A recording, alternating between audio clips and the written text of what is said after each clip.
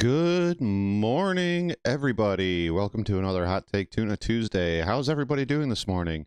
And before I forget, happy Independence Day to all those in the United States and those beyond that celebrate American U.S. Independence Day.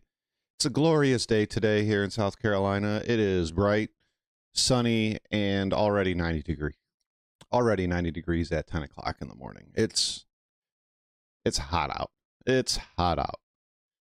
So how's everybody doing today? Glad everybody is here and you all decided to join me today. So today, as usual with Hot Take Tuna Tuesdays, we're going to go over some videos. We're going to do some reacts. We're going to have some laughs and maybe have some hot takes. As always, I am always interested in your guys' opinions, or ladies' opinions, on the things that we're going to watch. Today is going to be mostly Star Citizen stuff, as it usually is. But let's take a look at. Hold on a second. My wife is texting me. Hold on, just a minute.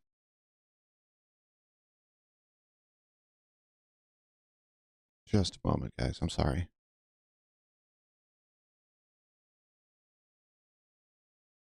Okay. We are good. We are good.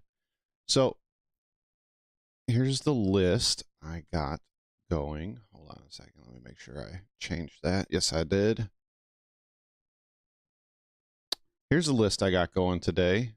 Some of these are pretty long. So we're going to cherry pick a few. We're going to cherry pick a few. You know what? We're going to start with the perfect space game. It says I watched this, but I don't think I watched this. I was going to do Inside Star Citizen, Behold, Seraphim, but so many people have already reacted to that and beat it to death. My opinion is this. Number one, I really like Port Olisar. I like it for a couple of reasons. One, it's easy to get into and land. Yes, I know it has landing pads and not hangars. I enjoy that. I enjoy there being a space station that doesn't necessarily have to have hangars. And then the other thing that I enjoy about it is everything is on one central deck. You don't have to take elevators everywhere. And my third opinion is there should have, and maybe there will be. We haven't gotten to this point yet.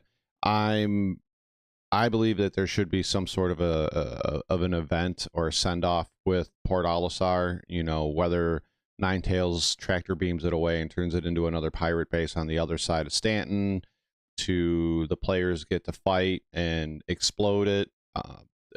That would be really cool. But those are my feelings on Port Olisar and Seraphim.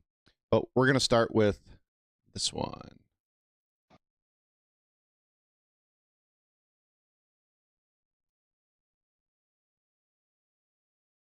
Let me see who did this one right quick. Scott Gust. Okay. So, this video is called The Perfect Space Game, and it's by Scott Gust. We're going to take a look at this. Something draws us to the cosmos, to outer space, whether it be NASA's James Webb Telescope. Unless you believe that's a conspiracy theory and all lies, like the lunar landing, but I digress. So we turn to video games to experience the infinite cosmos.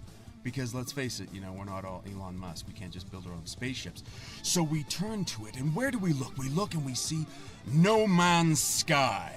I like this guy's voice. Quadrillions of billions of planets and solar systems, and we just want to go, so we turn it on and we overlook the cartoony BS, you know, art style of it all, and we land, and for the first few hours we are blown away by the procedural generation and this enormous variety, and then we realize it's all just an illusion. All the planets, all the quintillions of planets look exactly the same once you've seen a couple of dozen of them. So really, I've never played this. That kind of sucks. And we move on. We want more. So we look to Elite Dangerous, one of the games with the most, original names in history. And we jump into it and we're like, okay, the graphics are a little better. Not photorealistic or anything, but they're better than it does look good. The combat is excellent. Not the like economy's okay. state of the art, but it looks it's not good. A real, truly simulated economy, but hey, sure beats No Man's Sky. But then we quickly realize we can't get up and take a look at our ships. We can't interact with our ships. Well, what's the point in having these big fancy ships? What's the point in doing the whole, I hate the word, grind? What's the point in grinding for days or weeks to buy a super fancy ship that you can't even get up and take a look at or interact with? And then we realize all the planets are just dead rocks with little thin atmospheres and there's nothing. Oh, forget this. So we turn off Elite Dangerous. We look to the next space game. Searching for the perfect space game that we deserve, as all first worlders believe. And we come across X Universe, X4, let's say. I heard the X4 series is really good, but it's just like if you're playing Star Citizen or Elite Dangerous, that it is a complete opposite of those types of games. One of the most realistically simulated economies on planet Earth for gamers. Okay. So it's like SimCity in space. We jump in and we're blown away by the economy simulation. We're so overwhelmed in the best of ways. We look out and we find that we can walk around in our ships, well, at least in a limited way. Okay. We can fly anything. We can control anything. It's like it's like the god of all space games. The graphics are okay. You can get by, because there's so much complexity to the game. You can overlook the okay graphics. And we look to the worlds in the game and we say, wow. And then we realize we can't descend on the world. Oh. We can't explore the worlds. The worlds are just backdrops. We have the economy. Okay. We have the fact that we can fly anything. The graphics are okay, but we can't visit the damn worlds. I didn't mean to say a curse word. I meant damn as in holding up water. So you can't visit any of the planets. We tire of the X4 universe. Okay. We can make compromises. We can drop some of the economy. A lot of the economy. We can drop, I don't know, we compromise and we say, you know what? I want photorealism. I want to be able to land on a planet, explore it, go wherever I want, walk around in my ship. So we turn to Star Citizen. There we go. And we're happy. We can't believe the complexity. It's not just a space game. It's a space simulator. Yeah. We can walk around our ships. Yeah. With our ships. We can leave our ships in EVA. We can descend on the planet any point we want. Except EVA is super janky lately. Like, how many times have you guys gotten out of your ship and you're just doing this? Like, it makes no sense, but, There's nothing to do, but hey, we can do it. I will say I'm starting to fall into the camp, like with Marcus. Star Citizen is a mile wide and an inch deep, and unless you have a group of friends that you play with or you're forcing player interaction, it can kind of get mundane very quickly, and that shouldn't fall on us players to create gameplay. Like I said, I play with a group of friends, Marcus, Canop, Star-Lord, Whitehawk, and a few others on a pretty regular basis, but it shouldn't fall on us to have to make gameplay for Star Citizen. There should be, and I'm not putting it all on CIG's shoulders, but CIG should allow, I've said this in the past, we should have more tools in the toolbox, whether it's more open events, and I don't mean Xenothreat, I don't mean Jumptown, I don't mean things like that, but like little events that pop up here and there across the verse. I think it was River Grit had come up with a really cool idea. Good morning, Tanner. Good morning. How are you? River Grit had come up with a really cool idea where, like, the Crusader puts out a bulletin saying that Ninetales is coming through the Crusader area with stolen Quantanium, and if you stop the ship, you get to recover a percentage of the Quantanium. Things like that. that would be cool. But right now we don't have things like that, and I don't know if it comes down to persistent entity streaming or if it comes down to server meshing or what the case may be. But we need I don't want to say just more missions, but more variables to the missions. There's so many that are just straight A to B and then you get paid. There should be missions that it's A to B to C to D and then you get paid, and along the way different things happen that force you to go to, you know, the B point or the D point or, you know, whatever. But yeah, it's the missions, they do get a little stale after a while. For me, they don't stay very stale because unfortunately, you know, I hate bringing it up, but work schedule and whatnot, it's I don't get to play as often as I like. So, you know, after, you know, 4 or 5 days of not playing, when I jump back in, it's, you know, it's I don't want to say fresh, but it's not as, I don't want to say boring, but it's not as I guess it's not as boring. Mangies, yes, happy 4th of July. Happy birthday to the U.S. Freedom! America!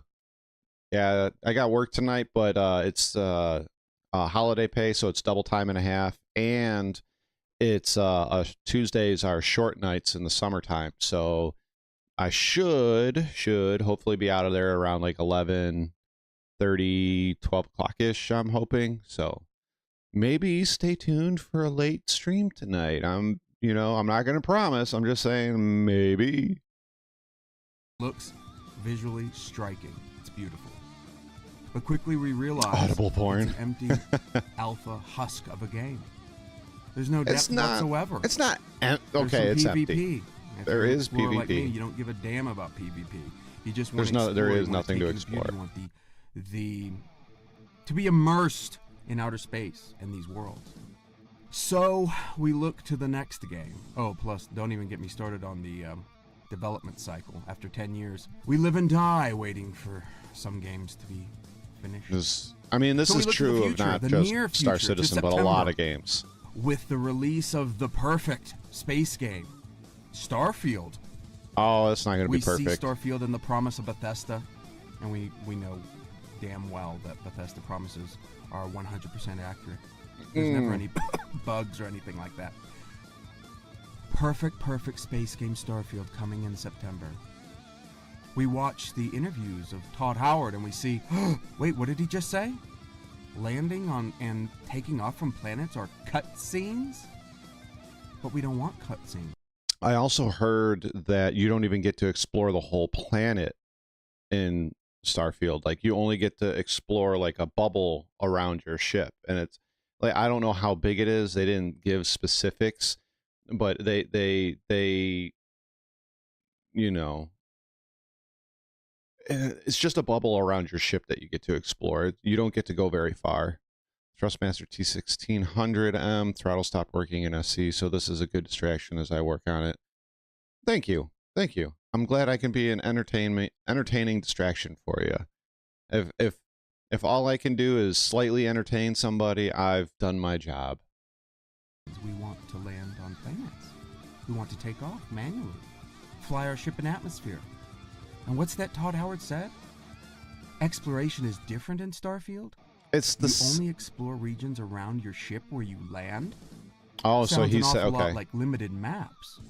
Yeah, so, and when they say, oh, exploration is done totally differently in Starfield, it's done pretty much the same as any other exploration mechanic I've seen in a lot of games that have come out in the last 4 or 5 years, where you look at an object, you push a button, and it, you know, makes a thrilling or a trilling sound, and a little thing fills up, and then it tells you what it is. I don't think it's going to be very much different than anything else. As a matter of fact, it looked very similar to, and I haven't played it, but I've seen gameplay of No Man's Sky's exploration thingamabob. Is it a bad thing to copy? No, it's not. I mean, copying is the most flattering form of praise, I guess. Sounds like you can't take off across the horizon on your No. feet and explore the whole world. Only sections around your ship. Yep, which is why there's going to be no mounts, no vehicles. No land vehicles, no vehicles to traverse. No. The planets seem to support the theory that we're going to have limited maps around our ship. Well, that's no fun. And we'll only, I think they said 10 to 20% are going to have NPCs intelligent life. The rest is just going to be fauna, cities. native animals. It's a true RPG. So it'll be interesting. It's going to be interesting. I'm still going to play it, give it a shot. It is not the perfect space game. No. I don't think we have the perfect space game. Do we consider? I can't even speak because I'm so stupefied by what we have in our space game arsenal. I'm not losing my mind. Do we deserve a perfect space game? Hell no. We don't deserve anything. No. We're just worthless gamers. So let's just We're money enjoy bags. the arsenal of space games that we have and dream of a future where our expectations are lowered so that we might enjoy the genre. Lowered expectations. That was, let me go back. That was Scott Gust. I liked that video. It was funny. And it did point out a couple of things that we have to kind of keep in the back of our minds. Not every space game is going to be perfect. Not every space game is going to have the things that we want in it.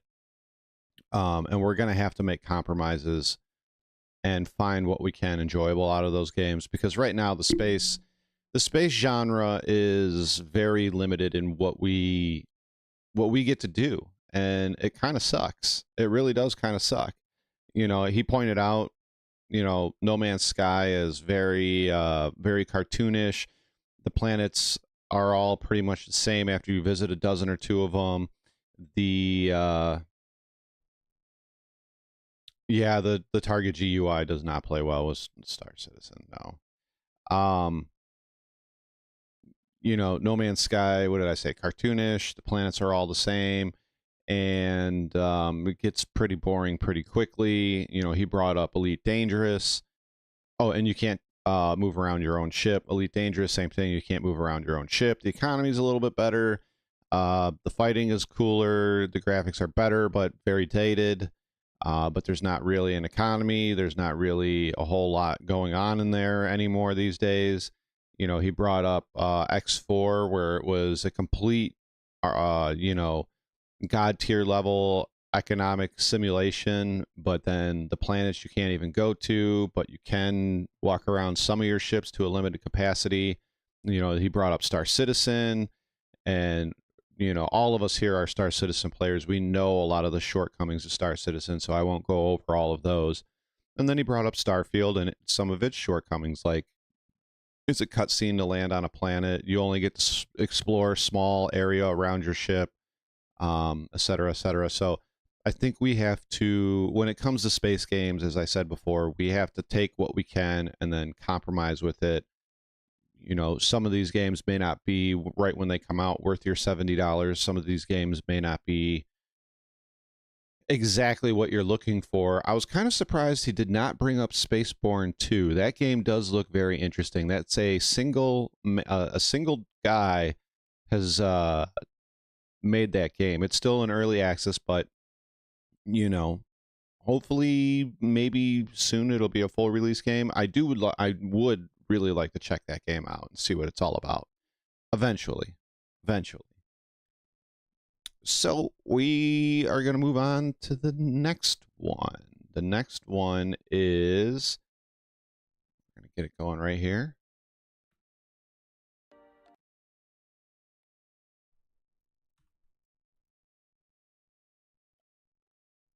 This is the Nubifier 1337, and this one is titled, "Is Chris Roberts Worried About Starfield?"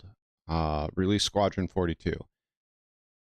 He misspelled Chris Roberts. It's not Chris Roberts. It's Christ Roberts, Lord and Savior of the space games. Anyways, let's see what Noobifier has to say about is Christ Roberts scared of Starfield. So I thought long and hard about what to call this video, and I think that this title is perfect. I don't think it's baity at all. You let me know. Hello YouTubers, this is Noobifier. As a fan and follower of the continuing drama, which is the pre-alpha development of Star Citizen, I do like to play other games. I know that there are some purists out there who only play Star Citizen. That's fine for you, but that's not me. I think, look, my forced 6-week break made me realize that there's I didn't have to realize there's other games to play, but it really made me go play those other games because Star Citizen wouldn't let me in, and I enjoyed them all. Here's the problem, though. I am a space junkie. Apparently I'm considered a millennial. I don't like to consider myself that. I missed the cutoff by 6 months. Let's be honest here. I was born April of 81, and I missed the cutoff for being a millennial, or Gen X, I think it is. I forget whatever one comes before me, but I missed that cutoff by 6 months. I grew up with the original Star Trek, The Next Generation, Star Wars, Babylon 5, Deep Space Nine. I'm trying to think of all the amazing space things that we got in the 80s and 90s. Starship Troopers. All of these really cool space centrified sci-fi movies, TV shows. And I also grew up playing the X-Wing series, Wing Commander, TIE Fighter, Descent, etc., etc.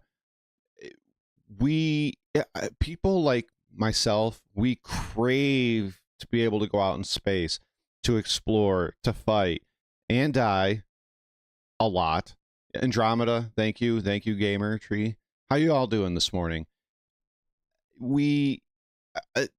That's what I want, and I like that Star Citizen gives us the ability to take off from any point in the universe, land at any point on a planet or a moon, explore to a limited capacity. And there is a lot of things to do within the game, but once you've done them so many times, it kind of gets a little old. Anyways, as I was going with this, when I played those other games, I played Escape from Tarkov. I played, I went back to some Diablo 2. I played Overwatch. I played a lot of different games in that 6 week, and I shared a lot of them with you guys. MechWarrior 5, MechWarrior Online, I think I played. And I love all those games. I enjoy each and every one of them. Earth: The Final Conflict, yes, I remember that one too. I enjoyed each and every one of them, but I kept getting that itch of wanting to get into a spaceship, call for takeoff, go and fly around, shoot some things, hang out with my buddies while we dropped bombs on guys and had a good laugh about it, or, attempted to take over Ghost Hollow and have other people attacking. I missed that dynamic of Star Citizen. So as soon as it came back online for myself, I jumped right back in. But I can definitely see you have to take breaks. It doesn't need to be 6 weeks. No, it doesn't. But you need to take some breaks and kind of let Star Citizen slap you in the face again with that the alluring grandeur that is Star Citizen. There's not really another game that's quite like it. If they do eventually pull this off and the whole thing comes together as a game and they do pull this off, it will eventually be a game that, people compare. Like, I hate going back to Diablo 2, but because I spent 20 years of my life playing Diablo 2, Diablo 2 is the action RPG. That's what all action RPGs are held up to, is Diablo 2. Maybe eventually we'll get to that point where 25 years down the line, all space sci-fi games are held up to Star Citizen. I would like to get it that way. I really would like to get it to that. I find it great to take a break and dump into another title because there are too many people making too many other great games for me just to focus on one incomplete title. Very true. I do like sim and shooters, but I do like me a good first-person RPG like Fallout, Cyberpunk, or Borderlands. The gameplay may be fun, but what really gets me invested is those world-building, lore, character, and story. I backed Star Citizen for the PU, and yes, of course I'm going to play Squadron 42 whenever it releases. On today's topic, is Chris worried about... You know, I've asked this before, did anybody pledge for Squadron 42? Is anybody wanting to play Squadron 42? I'm kind of on the fence with Squadron 42. Like I kind of want to play it, but I don't really want to play it. The only reason I would play it is so that I could get the F8 Lightning in the PU, but outside of that, I really don't have an urge to play it.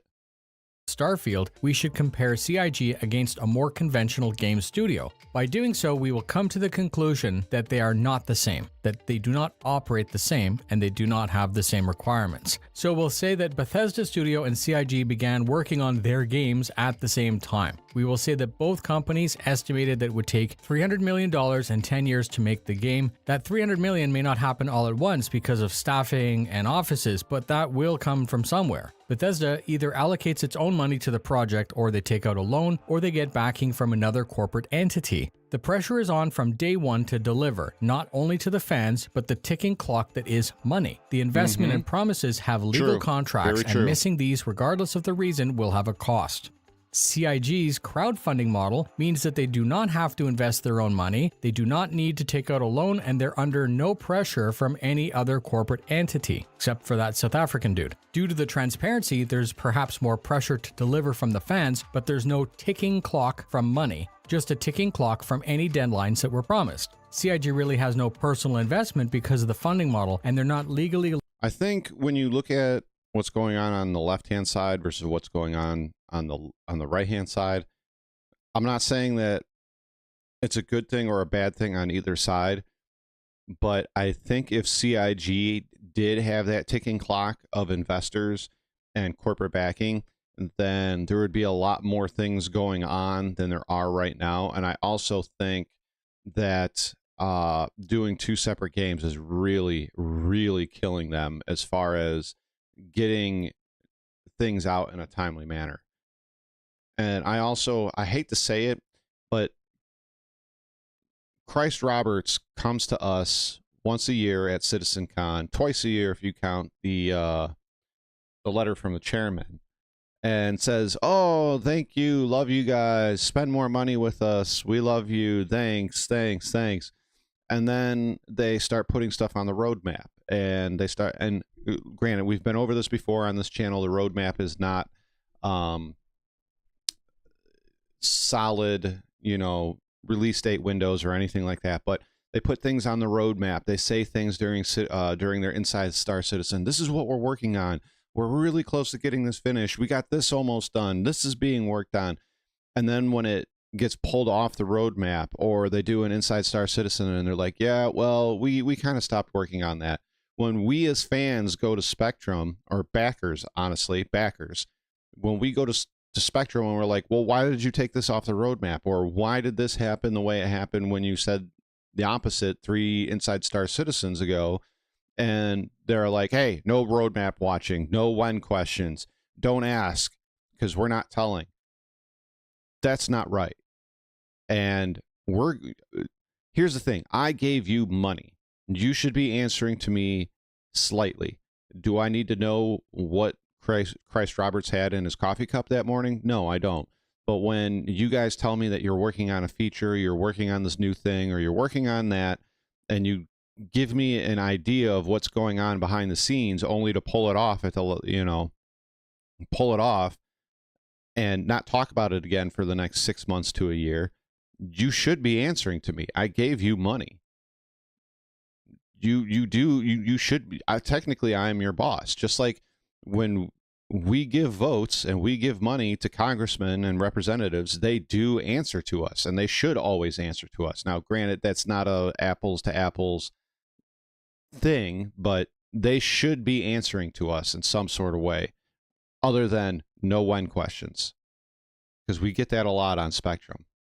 liable for missing deadlines, even if doing so will result in a wave of frustration and drama. And we've seen no matter what happens, the funding keeps going up. So to answer the question, is Chris worried about Starfield from a corporate perspective? No, I don't think so. Starfield might actually create more love for space sim RPG in general, and basically that would be buttering up gamers and making them more interested in trying Squadron when it releases. Squadron is still a blip on the radar compared to a AAA game made from a AAA company. I'm not saying that there are not millions of people watching and waiting, but I will make my point this way. The most viewed video on the subject of Star Citizen is the Imagine trailer, which is a fan-made Star Citizen inspired video. It was published on the 19th of December 2014 and in total has 2.3 million views. For comparison, the Starfield original trailer from 2 years ago has over 17 million views, the one from last year has over 5 million views, and the one from 10 days ago has 2.5 million views. Bethesda needs a clean launch, and they need to hit their release date or it hurts their company. CIG also needs a clean launch, but they actually don't need to hit any release date because aside from the work and time invested by its staff and perhaps the 1 or 2 people who bought a stake into the game, they won't be hurt. This funding model removes the ticking clock, and the past deadlines backfired badly, so it makes sense that they don't and shouldn't release any more deadlines. There's no reason to. People are still paying. Single-player games come and go regardless of how good they launch and regardless of how big they are. Off the top of your head, you can go down a list of games that came out in the last 5 years. You've watched all of the big streamers hype, play through, and then they die off. The hype is sustained longer for other game types which... Well, there are some single-player games that are timeless and classic.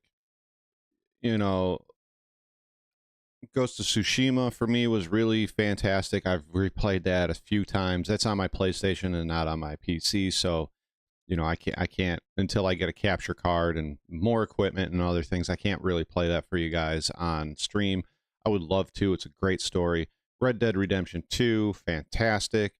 Red Dead Redemption 1, unbelievable. You know, this is a bit controversial, but you know, the original Star Wars, what was it? Star Wars Outcast, Dark Forces Academy.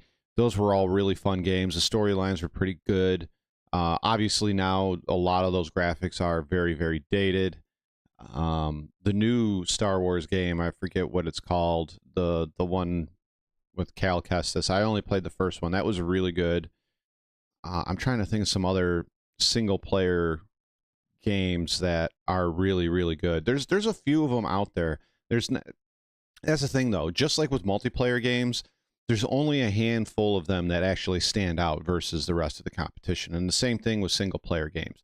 You know, before I started playing on my PC more exclusively, I replayed Red Dead Redemption 5 times all the way through. And I have one of those playthroughs is 100% platinum and all of that stuff. So, you know, there are games out there that are going to be classics and timeless classics on at that.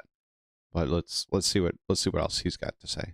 Can generate a larger fan base, but the reality is you can watch Captain Richard or TV Liquid play through any game, but you wouldn't tune in if they only played Borderlands 2 or if they only played Diablo or the Old Republic. The same will happen with Squadron 42. 1 or 2 playthroughs at maximum, or perhaps every other Friday, you'll have a stream devoted just to Squadron 42. Repetition will eventually take over as people have seen it over and over or have played it over and over themselves. It'll release and it'll disappear with a huge bubble, which is fantastic awareness and would be a gigantic chunk of vindication for this project. There will always be those haters who call it a scam, but if Squadron 42 launches clean and delivers what was promised, you could easily always counter by just saying, yeah, it was late, but it wasn't and isn't a scam. I have some interesting things for you to consider. The more time we spend... I think what he should have said is, well, my question is, okay, he said it was late, but it isn't a scam. But is it going to be any good? I don't have a lot of faith right now. I follow, I think it's called Shiny Tracker. I don't have a lot of faith right now that they can deliver us a 4-star, a 3.5 to 4-star game out of Squadron 42. I don't have that faith. Immersed, what's going on, man? How you doing? Good morning and happy Independence Day. And perfecting the game, the better, and that's obvious. America. But what if the motivation isn't to finish the game fast, but to pause at the correct time? Releasing Squadron and Starfield at the same time is dumb. CIG might actually be aware that no matter how good Squadron is, Starfield still has a larger following. It's too late to launch it before, but I actually think that Chris has been moving the release date waiting for something else. It's a bit He is not moving the release date waiting for some other game to ride the coattails on. It's nowhere near done. And trying to kill myself landscaping. Oof, I did the mowing the lawn and all that the other day. But as I was saying, he is not trying to ride the coattails of another game. The game is only half done. This is me looking at Shiny Tracker and the dev trackers and everything else. The game is only half done, which is in and of itself pretty scary that Squadron 42 is only half done, half to 60% done. Now, if you've all paid attention to what's been going on recently with patch 3.20 for Star Citizen, they added master modes to the experimental gameplay mode within Arena Commander, which is, it's a good thing, but it's a bad thing, and let me explain. It's a good thing because they were originally telling us that they were going to have master modes, that they were working on master modes, and then they were going to implement it for Squadron 42 and the PU, and whatever they did, it was final. Now they've since said, they didn't come out and say it, but now it's not final. Now it's in the experimental mode of Arena Commander. I don't think that I don't think Master Modes is a good thing. And I think Arena Commander is going to poke a lot of holes in it. On top of that, that means that they are putting that into, and this is the good part, they are putting it into Arena Commander. They're putting it into Arena Commander for us to play with, which means they're going to use 6 months, 8 months, a year worth to get our data and whatnot, to then decide whether or not it's a good thing and implement it into Squadron 42. Well, if the flight model is 99% of what Squadron 42 is. If you've listened to how they've dissected it, it's a large, very linear space game with some FPS involved. If this master mode doesn't go the way they thought it is, that means they got to go back to the drawing board and redo the entire flight model yet again. That would be what, the third or fourth time if this doesn't work out the way they thought it would. So yeah, it's a good thing, but it's a bad thing. And I just, once again, to hit on that point, I don't think Squadron 42 is anywhere near release date.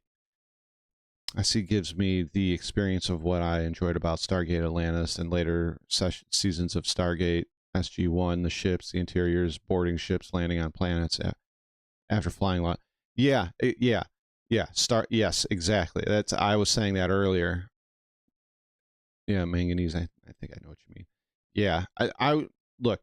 I'm not trying to shit on any one of the developers or Squadron 42 on a whole. I don't think they're as far as they say they are.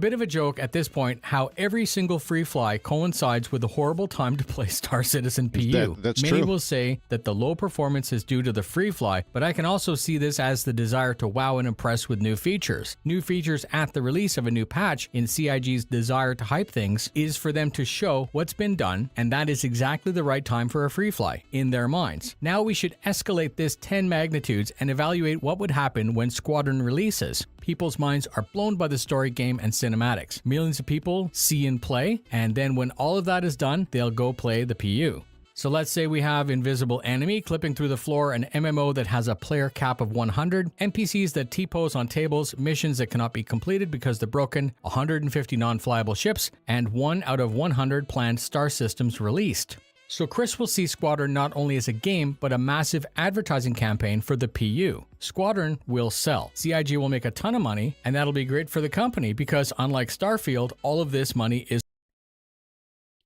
Getting to chat. Star Citizen to me is just different. The whole idea of flying and then getting out and doing stuff and logging out in your shit is still mind blowing to me. There's some really good things about Star Citizen. It's not all bad. You know, sometimes I do these hot take Tuna Tuesdays and it comes out as all bad. And I think it's me just trying to keep in my frustration for the week. And then I get to these hot take Tuna Tuesdays and I'm like, "Argh."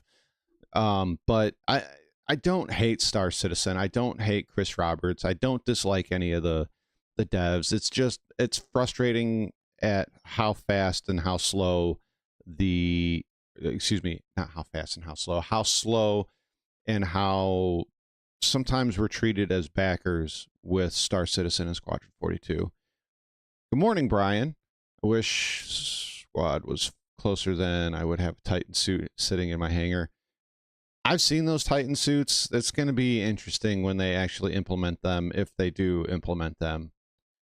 Biggest complaint about Squadron 42 is all the quality of... Oh, yes. Star map, Moby Glass, bookmarks, waypoints, things that would make the PU 10 times better. I don't think it's... It frustrates me to no end that we keep hearing the Squadron 42 digital meat shield excuse. There's no reason why that stuff can't be put into the persistent universe. There's no reason.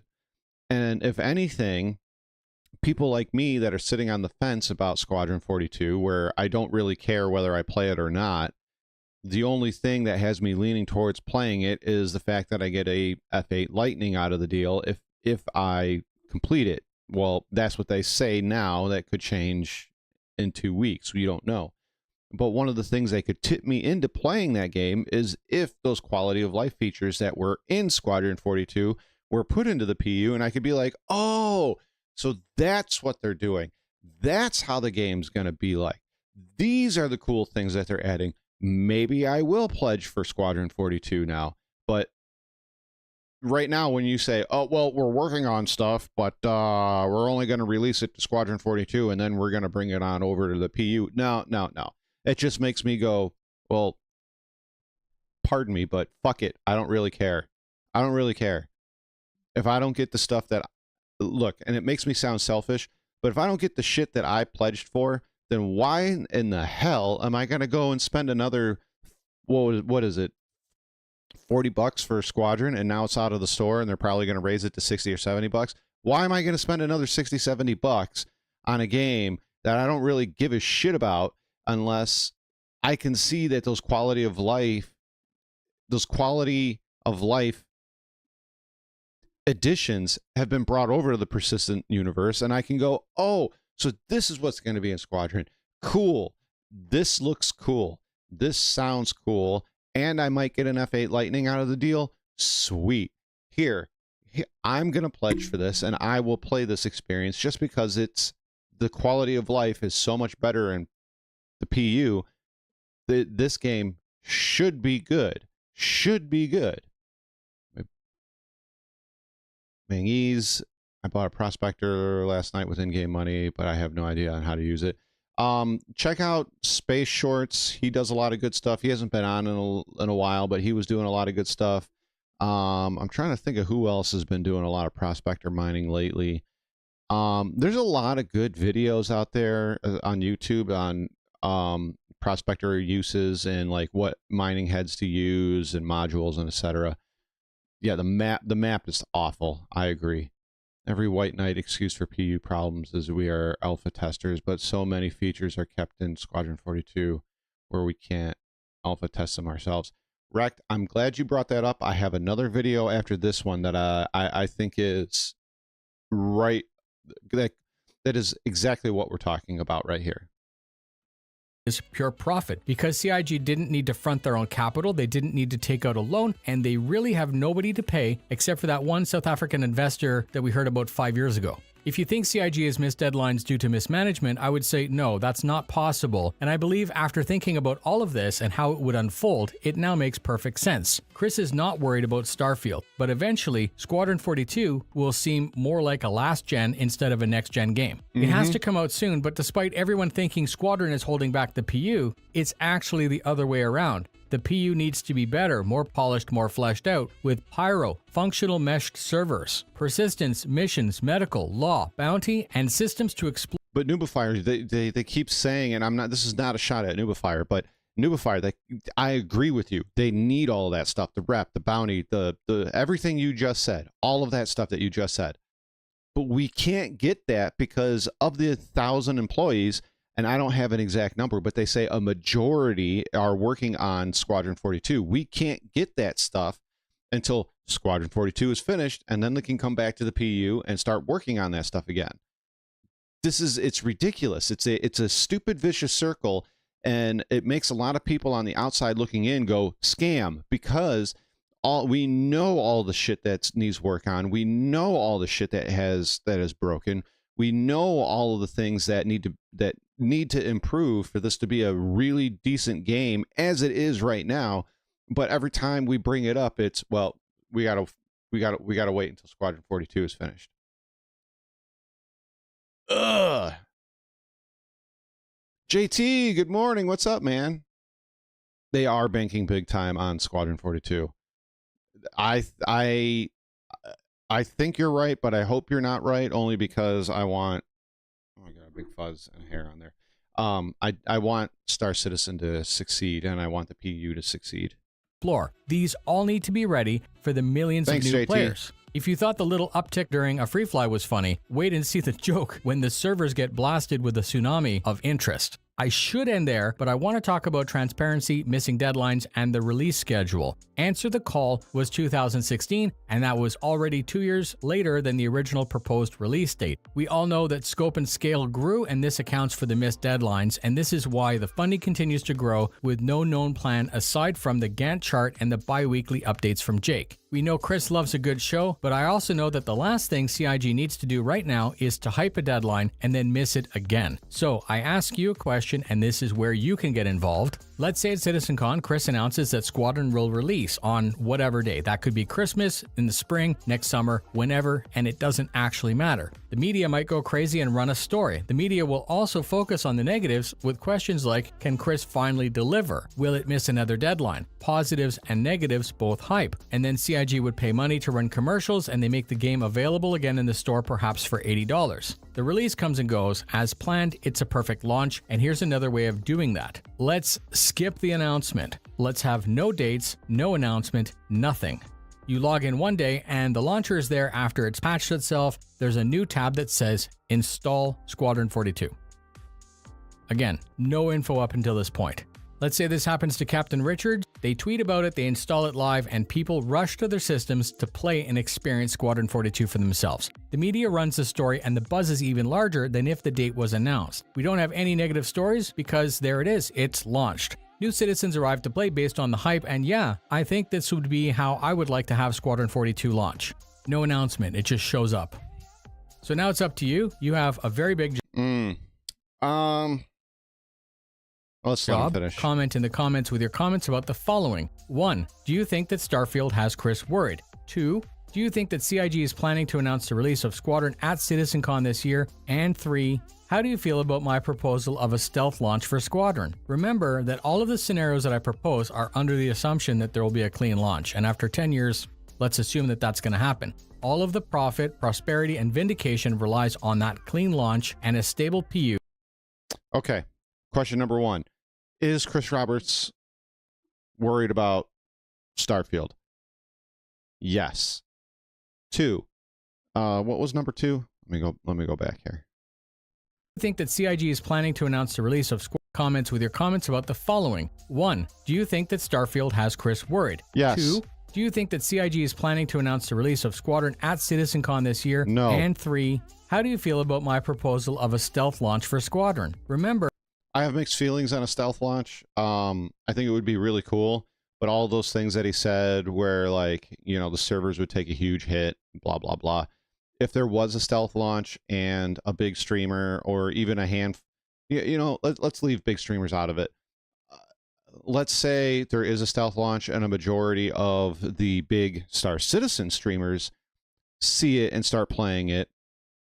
The PU and trying to download Squadron 42, that will turn into a negative story because it'll be 4 or 5 days before regular people are able to play that. Because, you know, and I say regular people, I'm not trying to, regular people that work, have kids, have outside responsibilities other than just video games.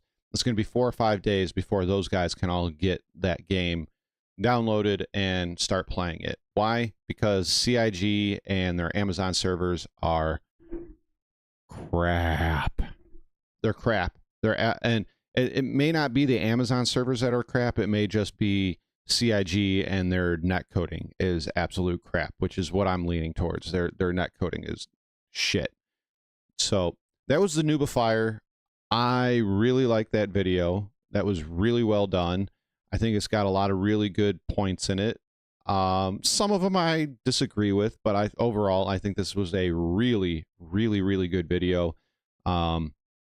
Check him out. You know, I forgot to do this with the last one, but check him out if you would like.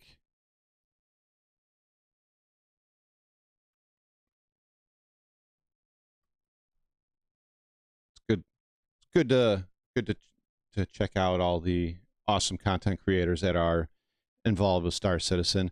I will be right back in just a moment. I need more coffee.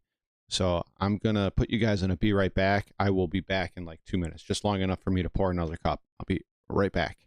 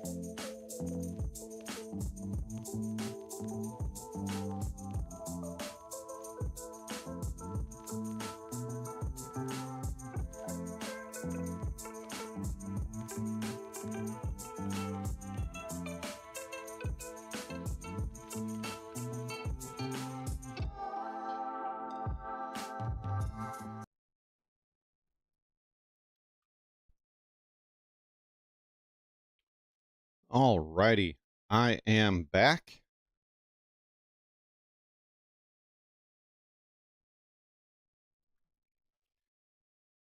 I am back. Let's see what chat had to say. This is weird. My location icons turned from yellow to green. Interesting. Starfield hits big. It will push CIG to hang on a release date. Yeah, I think so. I think so. Starfield is going to change a lot of things as far as what Star Citizen is doing. And I hope it's for the better. I really do. I hope it's for the better.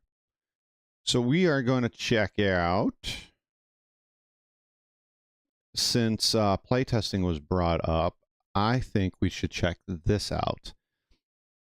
Now, full disclosure, I saw a little bit of this on Salty Mike's stream. I didn't watch the whole thing. I watched like maybe 3 minutes of it, and I was like, you know what? This would be perfect for Hot Take Tuna Tuesday. And I believe it was, yes, Rect asked, well, stated this and was bringing up playtesting. So I think this would be a perfect video. About a So this, let's see. Let's wait for this to catch back up. This is Game Maker's Toolkit, Valve's secret weapon. I think this video is going to encompass, I hope, is going to encompass a lot of how things should be handled or are handled at CIG. It would be interesting. I hope Starfield is good, but who knows if it will be a dumpster fire. It's Bethesda. Bethesda games are unfortunately known to release very badly, but I'm keeping my fingers crossed because I am going to get that game. I am going to get that game. But here we go. Valve's secret weapon, Game Maker's Toolkit. Let's see what he has to say. Good morning, About Squirrel. a year into the development of Portal, playtesters kept giving Valve very similar feedback. Something along the lines of, "That was a great tutorial. I can't wait to play the actual game." Slight problem. That was the actual game. Despite playing through 14 or so handcrafted puzzles, players were clearly missing some vital element that would tell them this was, indeed, a video game. And so after a lot of discussion, Valve decided that the game needed an antagonist, someone to push back against the player, to provide motivation to keep moving, and to put these puzzles into context. This was all training in order to defeat a boss. The end result was, of course, GLaDOS, a loopy AI overlord with a biting, passive-aggressive wit. She teases you, taunts you, tricks you, and the whole game leads up to a climactic one-on-one showdown in her central chamber. Well, you found me. Congratulations. Was it worth it? Because despite your violent behavior, the only thing you've managed to break so far is my heart. Thanks to sharp writing and killer voice acting, she has become one of the most iconic video game villains of all time.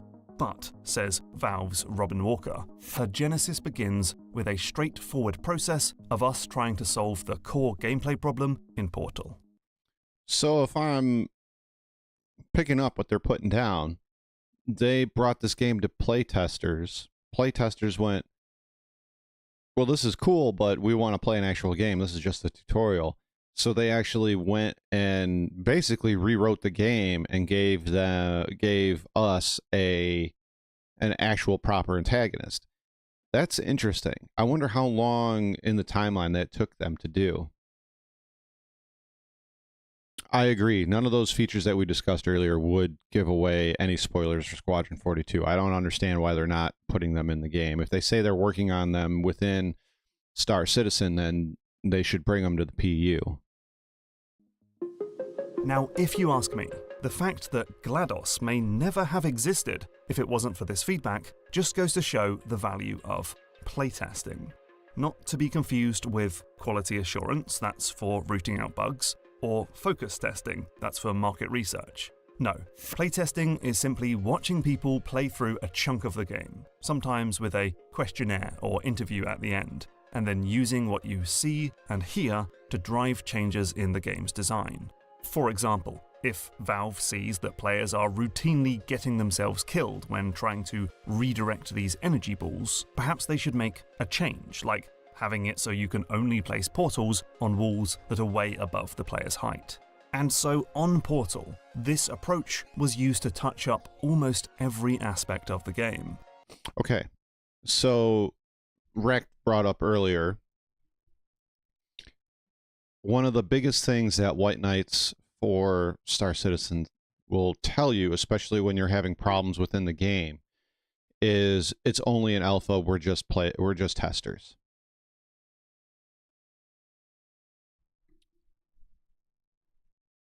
I forgive the pause. I'm trying to figure out exactly how I want to word this. We're not really gameplay testers. That's my hot take. We are not really gameplay testers. when it comes to Star Citizen. Why? And you're probably asking yourself, well, why do you say that, Scarred? We're playing an alpha, and they use us to gather data, and they make changes based upon that. No, they really don't. And here's my argument towards that. What game are we playtesting? This isn't a game. It's not even close to being a game. We have snapshots of various parts of a game that they want us to play, and we only test partial snapshots of those gameplay loops. That's it. This isn't like we're playing chapter 1 through 3 of a game and then giving them feedback as to what was good, what was bad, what needs changes, what was confusing, etc., etc. We are giving them snapshots of, they're giving us snapshots of a game, and we're playing those tiny little snapshots. That's it. And then when we reach out to them, and how do we reach out to them? We reach out to them through Spectrum. And what happens when you post on Spectrum that something isn't up to what you think is the standard of video games? You get blasted by people in Spectrum, and if you ask certain questions, the devs will come to you and tell you that those questions are not allowed. If you get very vocal, and you don't even have to use colorful language. You just get very vocal about what you don't like about a certain gameplay loop, and they will time you out. I've seen it happen time and time again. They will time you out. So we are not gameplay testers. We are test subjects to the whims of Chris Roberts and the CIG devs. They throw shit into the game. If it works, it works. If it doesn't, they take it out, or they don't ever start up that event again, or whatever the case may be. But we're not gameplay testers. This is not even close to resembling a fully fleshed out game. Star Citizen is that. I mean, Star Citizen doesn't even know what it wants to be, so we can't gameplay test something that doesn't know what it wants to be yet. So as I've said, I think I've said it 3 times now, we test snapshots of a game, and that's really it.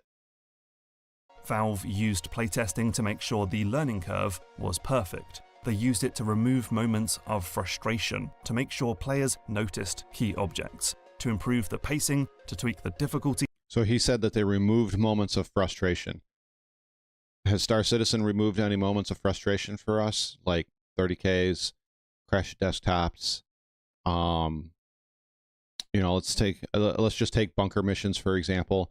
Bunker missions, a majority of the time, don't complete because one of the bad guys is locked into a spawn elevator, or there's a glitched out drug package somewhere that you cannot explode or punch or anything.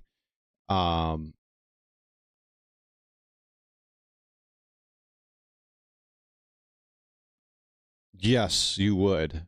And I would be one of those guys that say, hey, this isn't the land of Britain. Don't hold your gun like it's a teacup. There's a reason why you hold it 2 hands. Anyways.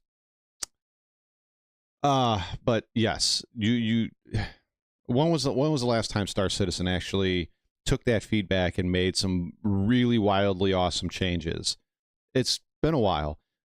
Let's talk about Salty Mike and the mining crew. The mining crew asked for a lot of the changes that came in 3.19 4 years ago, 5 years ago, something like that, and they just now implemented it. So even if you do give feedback and it's taken as positive feedback, it still could be half a decade before they put your idea, or a collective group of people's idea into the game. So it's not like, once again, we're not play testers. We're not gameplay testers. We're snapshot testers. And to ensure the storyline was coherent. Playtesting even led to the game's iconic visual style, with those sterile white walls and floor. Originally, the game featured cluttered and grungy environments, but playtesters found it hard to identify the key puzzle elements. In one test, a player spent half an hour trying to push a shelf onto a button, while completely ignoring a nearby box. Kim Swift, one of the key developers on the project, calls playtesting the most important thing that we learned since coming to Valve. You see... So, once again, I ask, Valve is saying that playtesting is the most invaluable part of developing a game. If Star Citizen is a developing game, Squadron 42 is a developing game, where's our playtesting? When do we actually get to playtest the game? We've all paid money into it. This is, you know, like we said in a previous video, we are not corporate backers. We are not an investment group, but we are an investment group. We collectively invested into Star Citizen. We collectively invested into Squadron 42. When do we actually get to playtest these games? You know, you don't want Squadron 42 spoilers, right? But why is it every patch cycle you have a list of people that are involved in Evocati that sign an NDA and don't speak about it until they're allowed to speak about it? We can't do the same thing with Squadron, where we can be playtesters. Because once again, I still say this, and I still believe this wholeheartedly, Star Citizen doesn't know what it wants to be yet. So we can't playtest a game that doesn't know what it wants to be yet. And on top of that, we only get to play test snapshots of said game. And those snapshots don't exactly come together to complete one full game. Not yet, anyways. If you didn't know, Portal started life as Narbacular Drop, a student project made at DigiPen University in Washington. They were invited to show the game off at Valve's headquarters, and about halfway through the demo, CEO Gabe Newell stopped the presentation to offer the entire team a job. Their goal was to remake the game in the Source engine and within the Half-Life universe. And to help, Valve introduced the small student team to its game development process. Here's how it works. You start with a goal, perhaps, in this case, to make a puzzle that is clearly readable and satisfying to solve. You then take a stab at reaching that goal by designing something, in this case, a test chamber. Next, you evaluate whether your design reached that goal by doing a playtest, and if it doesn't meet the grade, change the design and repeat. Valve keeps going with this iterative process until it is no longer excruciatingly painful to watch the playtests. I have a question. Do you think if devs were to actually come and watch streams or get a group of people together in one of their command rooms somewhere in one of their offices, do you think that this would be true right here, this excruciatingly painful? Do you think that that would become very apparent to the developers that more often than not, when we play Star Citizen, now granted, we do have good days, but a lot of the time, it's excruciatingly painful to play Star Citizen with the bugs that we encounter. Do you think that they could get to this point where they could reduce the amount of painful moments there is to play in Star Citizen? Because that's, once again, if we're going to be play testers, if we're called play testers, they need to be working on this stuff. Vicious, what's up, man? Been a little bit. How you doing? Says developer David Spira. Fantastic. You remained resolute and resourceful in an atmosphere of extreme pessimism. Perhaps, given the subjects of its most famous games, it's apt that Valve sees game development as an engineering problem or a scientific study. Valve's former in-house psychologist, Mike Ambinder, says, "We see our game designs as hypotheses, and our playtests as experiments to validate these hypotheses." That's a good way to go about it. Now, it should be said that playtesting is by no means exclusive to Valve, and indeed, every game developer sources player feedback at some point in the process. But the difference is that Valve is obsessed with it, to an almost religious degree. Ambinder calls playtesting the most important part of the game development process. I think so too. Gabe Newell calls it our secret weapon. And a designer who joined the studio in Indrid, 2018 good morning. said, "I always heard that Valve does a lot of playtesting before I came to work here, and I was..." Hey, and happy Independence Day to all of those within the U.S. and outside the U.S. that celebrate. the American Independence Day or the U.S. Independence Day, because America. But I think more companies need to go by this. The play testing has got to be one of the most important parts of the game, because you can create the most badass game in the world, but if people don't understand how to play it, or they're frustrated by playing it, or pick one of the any one of those problems that that was discussed within this video or that we've discussed, it's not a good game then, and nobody's going to buy it, and it just sucks. Was not prepared for the amount of playtesting this company does. Merca. Valve does playtesting early. Swift and her team started running playtests of Portal after just 1 week of starting to build the game. Really? At Valve, even though they only had one half-finished room to show people. And they do it often. Portal was playtested practically every week. They'd do a playtest on Friday, discuss the results on Monday, apply the lessons the rest of the week, and test again on Friday. It sounds extreme, but I think this devotion to playtesting makes a lot more sense when you learn about the disastrous development of Valve's very first game, Half-Life. About 2 months before Half-Life was supposed to ship, Valve realized that the game, well, sucked. The developer said you couldn't play the game all the way through, none of the levels tied together well, and... See, I think, once again, taking this over to Star Citizen, none of the bounty, okay, look, I am a big-time bunker runner.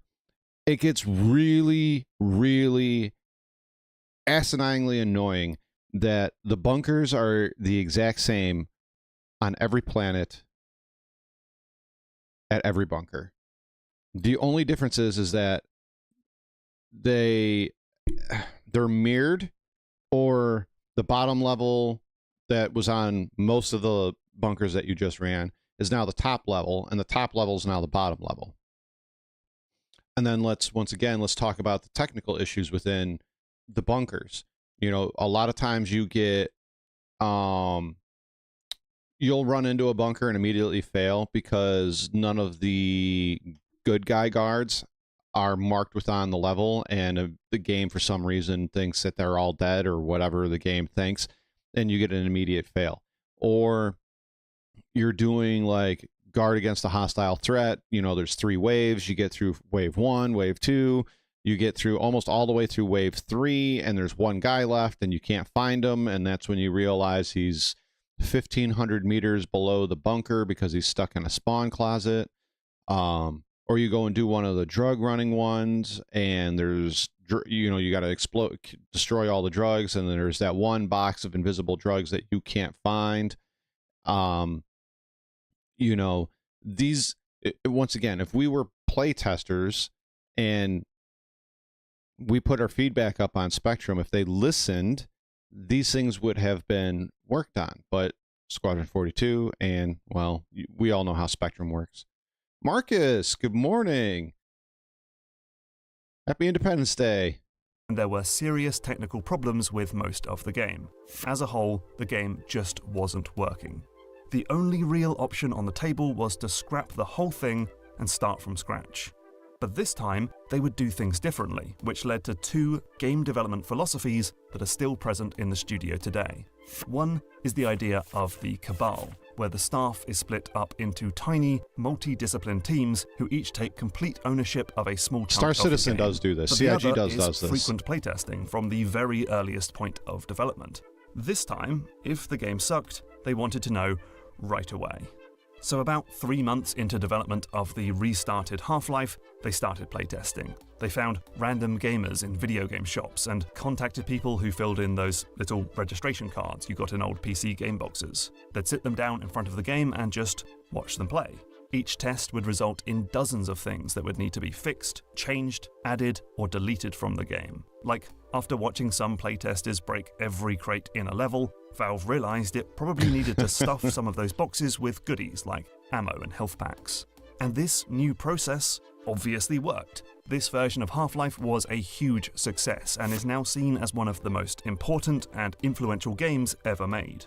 And as such, Valve would use playtesting extensively in all of its future games. On Half-Life 2, Valve planned to give out the gravity gun towards the gravity end gun of the is game, but freaking players awesome. loved using it so much, the team decided to make it available much sooner. On Left 4 Dead, playtesters found it hard to find teammates who were in trouble, which led to the X-ray outlines of your fellow survivors. And on Portal 2, a paint type that let you walk on walls was scrapped when it made multiple playtesters feel queasy. The arrival of Steam allowed Valve to go further, converting millions of online players into post-launch playtesters. When Steam's data showed that lots of players were getting stuck in Episode 1, they released a patch to reduce the difficulty of a tricky siege battle. Plus, playtesting was instrumental when exploring an all-new technology, virtual reality. I didn't play Half-Life Alyx. I played Half-Life 1, Half-Life 2, and those were both really cool games. Has anybody here in chat, whether it's Kick or YouTube, have any of you guys played Half-Life Alyx? I heard a lot of really, really good things about it. I just have never played it. I don't have VR, so... For Half-Life Alyx. Yeah. For instance, Valve learned that a player's tolerance for standing around watching people talk was significantly lower in virtual reality, so had to speed up the game's pace. Player behavior helped us navigate VR development, says Valve's Christine Phelan. You could almost think of the player as another designer. There is barely a moment in the game that... Do you think CIG looks at us as another designer or another dev, another developer? Well, once again, I hate beating this to death, but we don't playtest Star Citizen. Star Citizen playtests our patience to play it. And look, there are really good days in Star Citizen, and then there's really, really bad days in Star Citizen.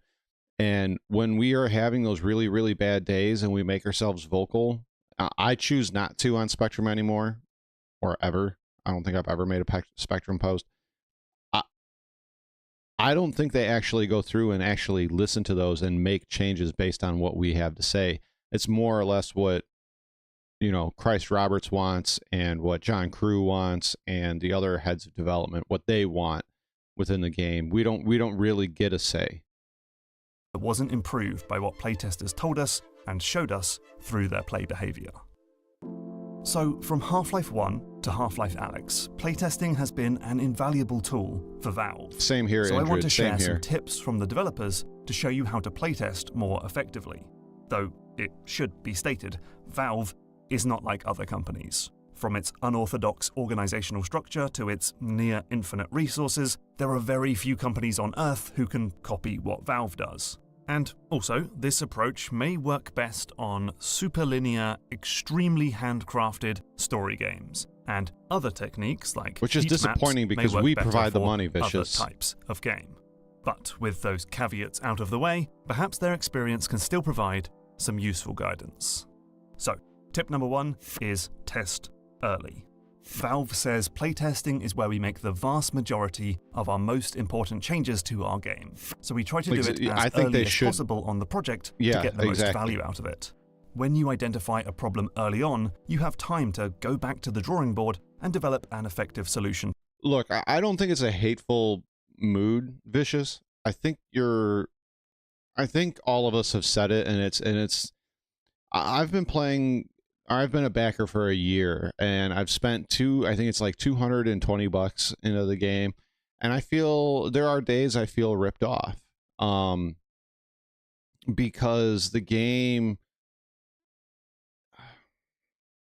punishes you in ways that it shouldn't punish you. You know, Marcus. Let's take Marcus for example. I really enjoy a lot of Marcus's content. Marcus was playing like every day 4 or 5 hours right when 319 came out, I think it was. Yeah, I think it was 319. And they increased the ship respawn timers. And, you know, at first he was like, it's not a big deal. You know, if you fuck up your ship, then it's kind of on you. And I agreed with that. And then as the day progressed, his attitude changed, and so did mine. 30K. Well, that sucks. Now he's got to go and reclaim his ship. Oh, well, it's just a Scorpius. Okay, that's fine. It was a 16-minute claim time with a almost 8-minute expedited claim time. Okay? First time he's like, okay, no big deal, no big deal. and then it happened again, and then it crashed the desktop, and then a 30K a little bit later, and then another problem with the game, and he's got to reclaim and reclaim and reclaim and reclaim. And in the first, I'd say 3 days of the new reclaim timer, he probably wasted close to 2 hours, if not more, just standing there waiting for a reclaim timer. That is not good gameplay. That is not good gameplay at all. And that shouldn't have happened.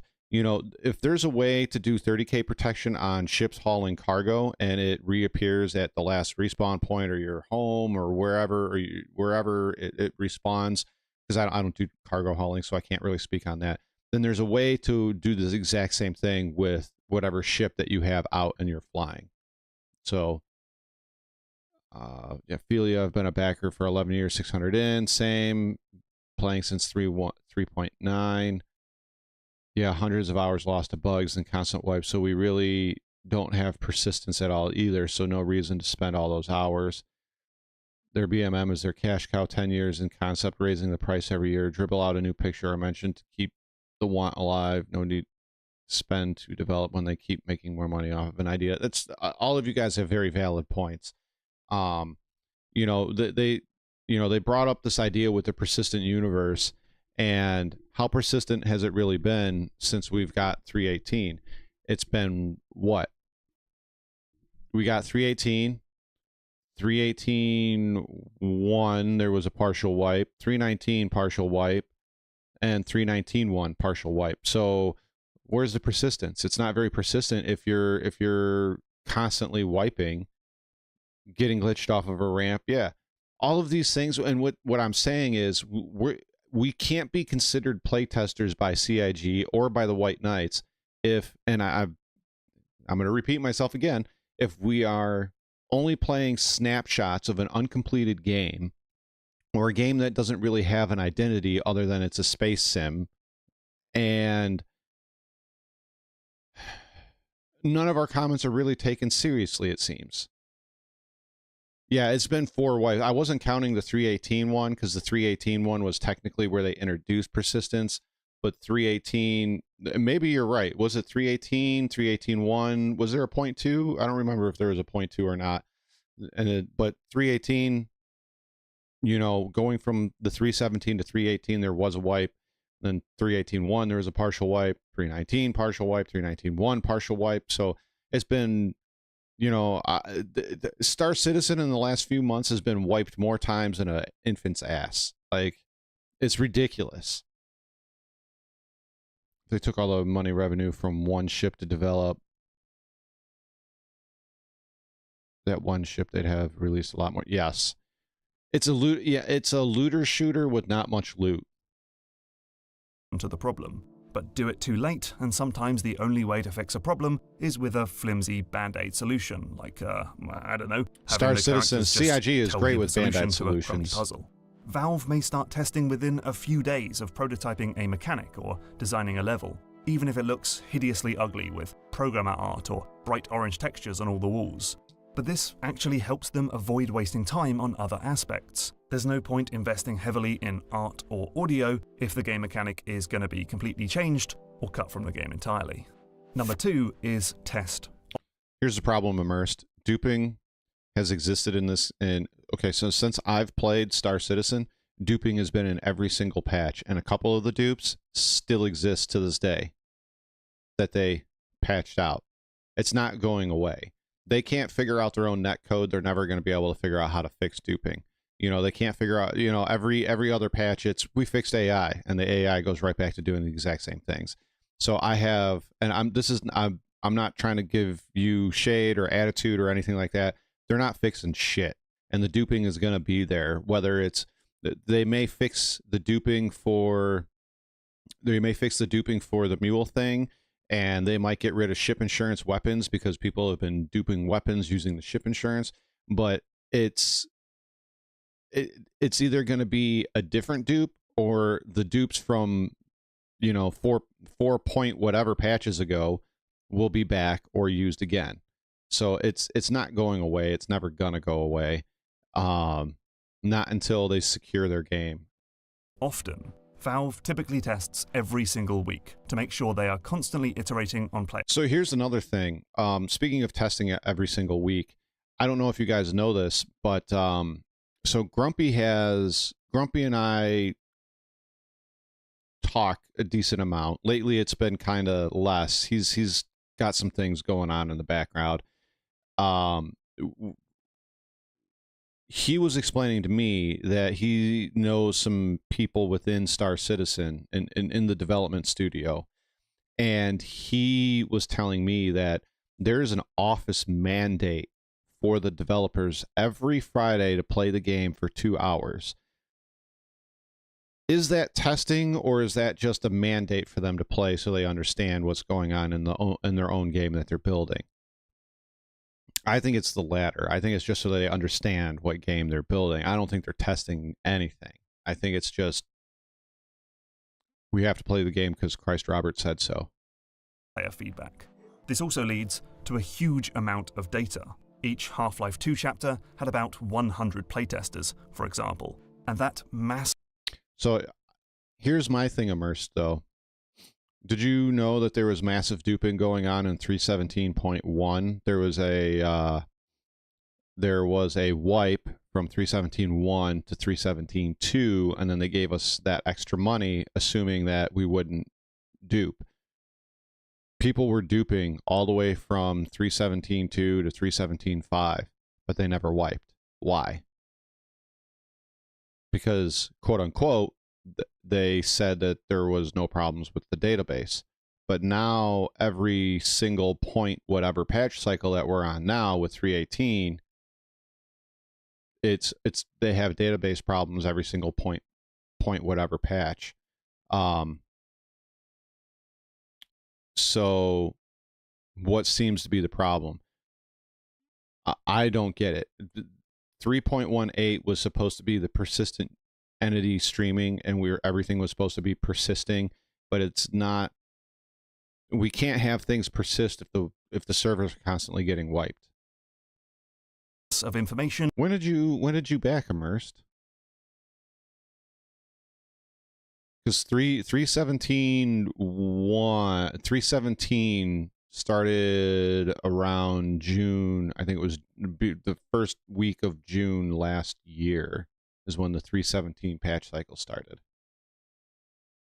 Can be invaluable. By having a huge number of people look at the game, Valve can look for common trends in the feedback gotcha. and avoid tweaking the game based on a few weird outliers. And the more experience you have seeing people interact with your designs, the better you'll get at preempting this feedback in the future. Gabe Newell says, after you've watched a couple hundred playtests, you start to develop a much better sense of what are successful and unsuccessful design strategies. So I think we need more of that. Famous lessons learnt at Valve include players don't learn when stressed, and players don't look up. Number 3 is shut up and watch. A playtest should try to simulate the actual CIG needs to do this. of playing the game, which means the observers need to stay quiet for the duration of the test. Oh, they'll no wipe hints, for 4.0. No guidance, no answers to burning questions. Nothing is quite so humbling as being forced to watch in silence as some poor playtester stumbles around your level for 20 minutes, unable to figure out the obvious answer that you now realize is completely arbitrary and impossible to figure out, the studio has said. Devs, post-game CIG interviews devs, go and do questionnaires this. can certainly happen. Shut up and Those watch. were instrumental in solving the GLaDOS problem, after all. But you'll often learn more by watching players than by talking to them. Swift says they may tell you later that they like the game, but you'll really tell by their body language whether or not they actually enjoyed themselves. It's also a common game design trope that playtesters like to offer potential solutions to the problems they face, but as they don't have insider knowledge of your vision or constraints, these solutions are usually better left ignored. Number 4. Interesting. So let me back that up. Insider knowledge of your vision trope that playtesters like to offer potential solutions to the problems they face, but as they don't have insider knowledge of your vision or constraints, these solutions are usually better left ignored. So I think what he's saying, and maybe we can take this from a Valve game to CIG, our solutions I don't want to say are meaningless. They basically are meaningless because we don't know what their constraints are. We don't know what their vision is, although I don't think they know what their vision is. And maybe instead of saying, hey, do this to make it better, maybe we should just say, hey, this part of the game is not enjoyable, or this snapshot doesn't look that good, or this snapshot of the game isn't up to par with the other snapshots of the game. So I guess maybe offer less solutions and just give direct feedback, although my point still stands. Do they actually listen to us? Pagan, thanks. Yeah, it's I fiddled with the blinds over here. I'm still working on getting funding to block off half of the room so then I can control the light better. When they wipe us, do they leave us any money to get started again? You get the basic money to start over again. It used to be 25K. It used to be 25K, but lately it's been about 200 to 250,000. But if they do a full wipe, you lose everything. All your rep is gone. All your money is gone. All your items are gone. Any ships bought in game are gone. All your consumables are gone. All your drinks, your food, armor, it's all gone. It's all gone. Number 4 is designers should run playtests. Valve does not outsource testing to a special department or leave it with a publisher. Playtesting is done by the people who are actually responsible for the design and execution of the level or mechanic in question, the Cabal from earlier. This shows the developers exactly what needs fixing and can give much needed motivation to improve the game. And player behavior might inspire new puzzle solutions or ideas for the designers watching. Like in Half-Life Alyx, players would instinctively cover their real-life mouth to stop Alex from coughing and alerting a gigantic blind zombie named Jeff. So Valve turned covering your mouth into an actual game mechanic. That's Number cool. 5 is so there's a lot of lessons to be had here, and I think CIG does some of it, but I do believe they should incorporate more of this. They really need to just sit down and watch some of us play. And better yet, they should have a really good mix of newer and veteran players play. They should, and as it was stated earlier, they have to be able to create a game that they can sit through a gameplay session or a game testing session and not be excruciatingly painful to watch. And I think right now, it's excruciatingly painful to watch. It doesn't matter if it's a newer player or a vet player. Star Citizen has very up and down days, and some days when you get a good day with a vet, it's going to be amazing. If you get a good day with a newer player, I still think it's going to be excruciatingly painful to play test us.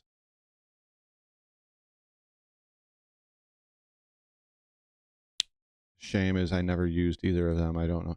There's a lot of really good videos out there, Mangies, and I was actually thinking about doing a rock mining guide. Not like a guide, but more of like, yeah, a little bit of a guide, a little bit of a compare and contrast as far as renting to profitability. Is get the right people. Valve gets feedback from a huge variety. I understand why the game is not worked on for stability and why they add features, but they need to have a good balance of both, in my opinion, because you can't add new features and then have the game be unplayable. You have to have a good balance of stability versus content or features being added. Because if you can add all the new features that you want, but if the game isn't stable, nobody's going to be able to play it. Of different playtesters, from fellow staff members to little kids to pro gamers. But it's learned to always have a target audience in mind when making changes. Like when Valve was figuring out how to make a climactic boss fight against GLaDOS, they initially got feedback from hardcore FPS players who said the level needed more action, more challenge, and more skill. But this idea was a dud. Exactly. When facing this tricky boss Xenothreat's fight, awful. says Eric Wolpaw, the vast majority of playtesters who had gotten used to the slower-paced, cerebral nature of Portal were just frustrated, confused, and dissatisfied. They still wanted to satisfy those hardcore FPS players, but did so through optional content like Portal's advanced chambers and challenge maps. Cool. Number 6 is to challenge your assumptions. Okay, so maybe the GLaDOS boss fight didn't need to be a test of skill. So perhaps it needed to be the most complex puzzle in the entire game. Surely that would be a suitable climax. But here's the thing. Playtesters thought the game's midpoint escape, that bit where you use a portal to avoid falling into a pit of fire, players thought that was incredibly climactic and I satisfying, agree with that, JT. even though it's basically the easiest puzzle in Portal. But Valve realized that the time pressure, the visual impact, and the high drama all made it way more exciting to players. So maybe they were overthinking the final boss too. We've been holding on to this idea that we need a complex puzzle at the end, and it simply wasn't true, says Swift, and so they settled on a pretty simple sequence. It's very easy for game designers to make wonky assumptions about how players will I've act. heard it's been happening. I recently made You're a not the whole first video person to about talk doing about this it. in my own puzzle game. I'll drop a link to that one in the end screen of this video. Perhaps the most important tip though. Pagan is a good guy. He also streams over on Twitch, so it's the same name, just at twitch.tv. So if you guys get a chance, check him out. He's usually streaming, if you're on East Coast time, he's usually streaming at like 10, 11 o'clock. Maybe 9, 10, 11 o'clock East Coast time, but good guy. He'll take the time to answer any questions that you have, whether it's hardware related to in-game to, you know, some software that you might be having issues with. He'll take good care of you. He's a good dude. Is that playtesting feedback is just data, and it's up to the designer how that data is interpreted, filtered, and applied. For example, Half-Life 2 originally had a very short introduction before Gordon Freeman grabbed a gun and started shooting. Playtesters loved it. Who wouldn't be excited when jumping into the action? Problem. And so, given this good feedback, it would be easy to keep the game exactly like that. But despite the positive sentiment, writer Mark Laidlaw says Valve decided to keep working. They thought it would be better to delay combat. We wanted you to witness the cops doing something horrible and feel like what you were doing was a response to that, not that you were just a killing machine, says Laidlaw. And they thought it would lead to a better emotional payoff if you had to wait changing a much one little time thing at the beginning of the game, getting Gordon's iconic crowbar. Oh, and before I forget, I think you dropped this back in Black Mesa. Good luck out there, buddy. Here's the thing. Playtesting is as useful as you make it. If you just bend the game to the whims and desires of every playtester who comes through, you'll end up with a dumbed-down game or bland, designed-by-committee sludge. But if you go in with a clear goal, a specific game you want to make for a specific audience you want to entertain, and then use playtesting to validate whether you are hitting that goal, you can use this feedback to unlock the incredible game you are trying to make. I have some don't click off. I've questions got one and last opinions. Portal story while the I want to Patreon credits roll. ask of you, or So, questions for you and opinions I want to GLaDOS share. is actually not the most dramatic change that Valve has made in response to player feedback. During an internal game jam held shortly after the release of Portal 1, a bunch of Valve developers came up with an experimental puzzle game called F-Stop. In this game, you use a camera to take photos of objects. Then you can spawn that object elsewhere in the world, perhaps at a completely different scale. Oh, that's kind of cool. Loved the concept and said it should be developed as a follow-up to Portal, meaning each game in the series would feature a different piece of technology developed at Aperture Science. But after nearly a year of development, playtesters were very vocal in their feedback. Portal without portals just didn't work. And so Valve decided to scrap the game and start Portal 2 all over again. In recent years, we've been able to see what F-Stop might have looked like, as fans have used leaked assets and code to make various recreations of the game. That's But actually a Valve cool never idea. returned to the concept. If you want to play something similar, then check out Superliminal, or wait for the upcoming photography puzzler, Viewfinder. Thanks for watching. Oh, those games look cool. Those games do look cool. Okay, so let me go back.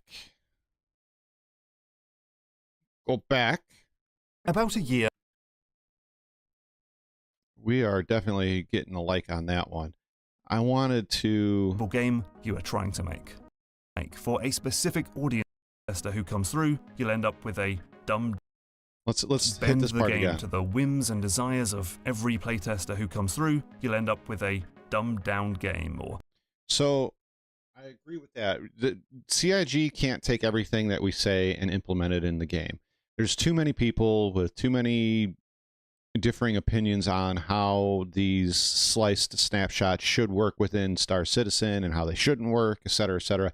They can't take every opinion and make a game-changing make game-changing implementations on this. Bland, designed by committee sludge. But if you go in with a clear goal, a specific game you want to make. The Star Citizen, this is going to be a hot take. The Star Citizen know what it wants to be right now. Because right now it seems like it's trying to be something for everybody, and I'm not saying that's a bad thing, but it can be a very bad thing while you're trying to develop a game. It to me, it doesn't seem like it has a clear-cut idea of what Star Citizen wants to be. You know, and once again, that differs for everybody. You know, what I want Star Citizen to be is probably different than what a lot of other people want Star Citizen to be, but I don't know if Star Citizen has an actual goal of what it really, really wants to be. Yes, it wants to be a space simulator, a space life simulator, but is it really a space life simulator with what we're playing right now? It's more or less pick a profession and then go do that until you make the money that you want to get another ship to go do another profession. So, yeah, I don't know. So, my question to the chat, Skeet, what's up, man? My question to chat is, if you could change one or two, maybe three things within Star Citizen, you know, being that we're all play testers, I would agree with you, Pagan, but I feel that everything that they're doing right now is for salvage. Salvage and mining. Ship PvP is kind of... Ship PvP sucks with desync and everything else that's going on and the lag spikes.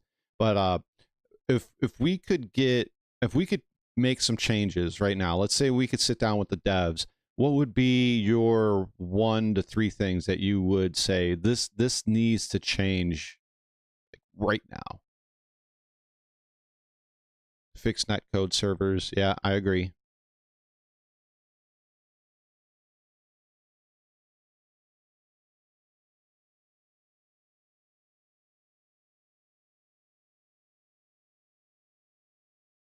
Yeah, lag spike. They're brutal. The map, yeah. The map is terrible, and I think the map needs a lot of love, like badly. It's real pain in the butt to use, and then there's a lot of times it doesn't even work. You know, you zoom in and then you spin the thing around and then you click on it and then it doesn't even work. So there's a lot of work that could be done on the map. Let's see, what time is it? We got time for a short one. Let's see if I got any short ones queued up. Vicious Goose. Can I be honest? I'm getting the feeling that it's just too late for everything. They're working on a broken engine that will never compare to something like Unreal Engine 5.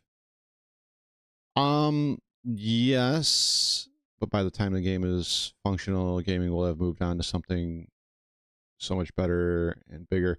Here's the thing, though. There's only a couple of games in development that are actually using Unreal 5. On top of that, Marcus, which, by the way, if you haven't checked out Marcus's channel, MarcusWin89 on YouTube, he has been playing around with Unreal Engine, and according to him, there's a distance within what things can be rendered, and Star Citizen and using CryEngine Lumberyard, which has now been modified into Star Engine, actually renders things out at a further distance. So you being able to see, you know, Crusader from Microtech as a small little planet, you know, itty bitty planet, way off in the distance wouldn't be possible in Unreal 5.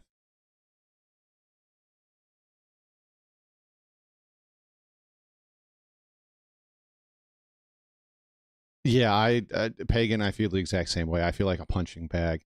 Gamer tree, 30K. When is it going to be fixed? I thought it was fixed in 318. That patch said, but we're still having 30K problems. That I don't. I think that goes back to your net coding thing and them fixing their net code, because I think that's the issue. I don't think it's the servers, is because like I've talked to a few people, Canop's one of them, some other guys that know a lot more about server technology than I do. And from what I understand, it's not the servers that are having the problem, it's their net coding. At least that's what I'm being led to believe. So I hope that that changes. I really do. So, not to cut you guys off, but I am going to start the next video here. It's going to be a short one. We'll beat it up a little bit. We'll do some reacts to it and whatnot. Yeah, but what I mean is I'm playing Digital Combat Simulator VR 4K with 90 FPS. In 6 years, VR comes leaps and bounds. And I'll start trying to get their elevators to work. This is true. I don't know the game engine that Digital Combat Simulator is using, but I'm assuming it's wildly different than what Star Citizen is using. And not to be a white knight, but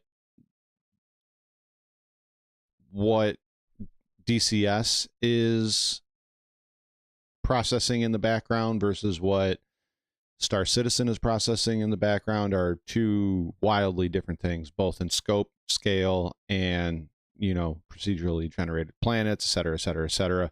But yeah, elevators.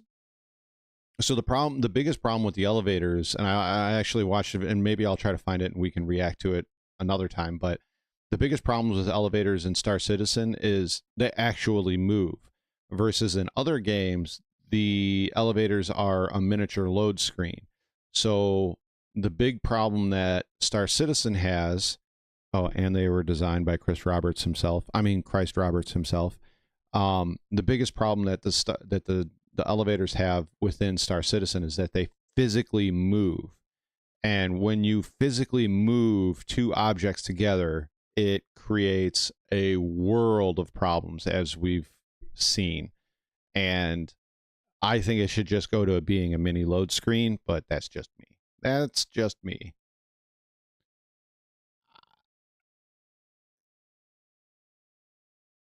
In 5 years, it's, who knows?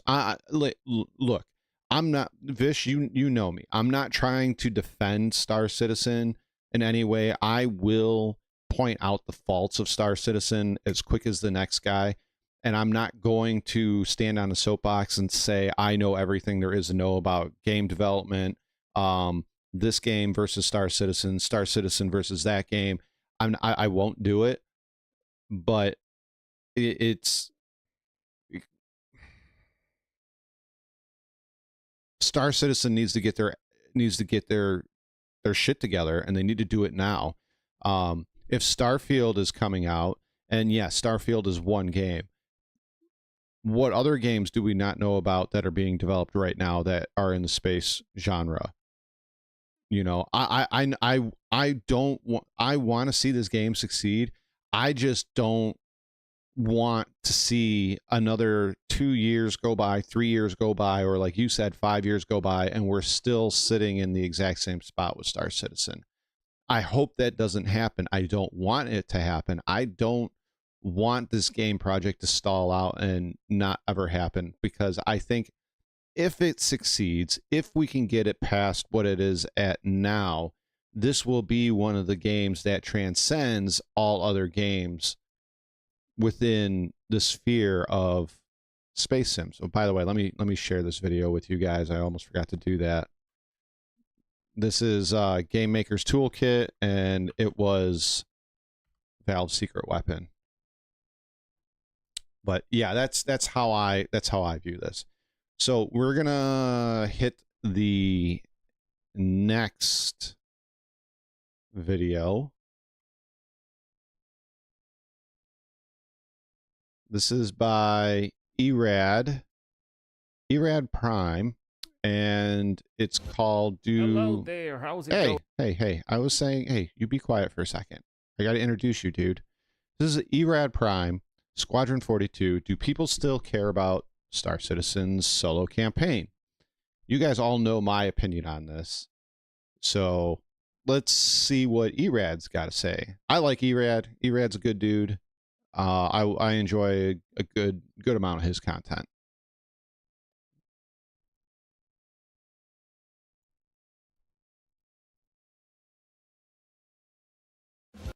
Hello there, how's it going today? It's Erad.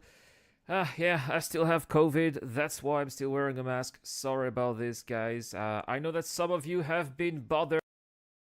Why is now? I don't know if he's got other people in the room that he's worried about getting COVID, but they're speaking to us over the internet. We're not going to get sick. You're not going to get us sick, but okay. Like this.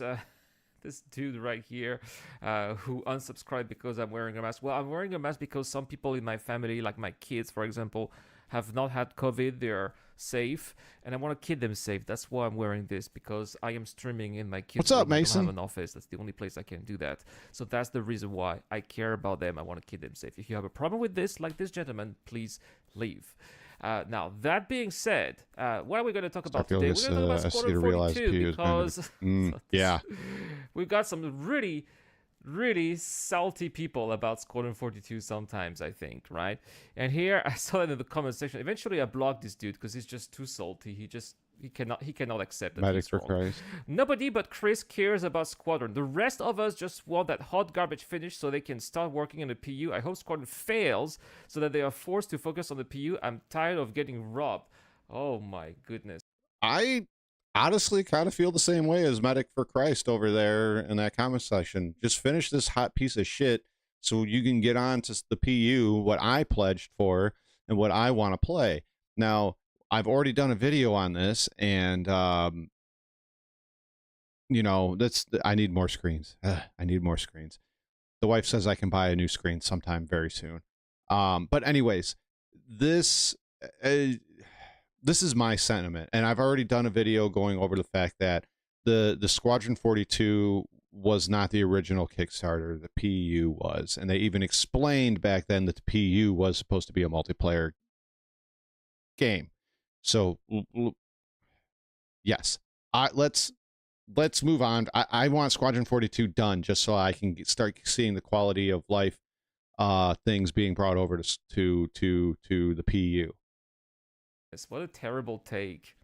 And the rest of us who spend money on ships you can't use in Squadron couldn't care less. And I'm seeing myself and people like me who spend a lot of money. But he's not wrong. I'll wait for his rebuttal. On those ships are funding the whole ordeal. I'm thinking there are more of me. Well, some people, they're just because they have one opinion, they think that just because they have one opinion and they're surrounded by people in their same echo chamber who have the same opinion, they think it's like everybody have this opinion, right? So it's like, you know what? I'm going to make a poll on my channel.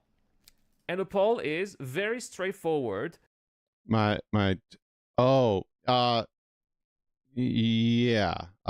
Give me a second. Give me 1 second.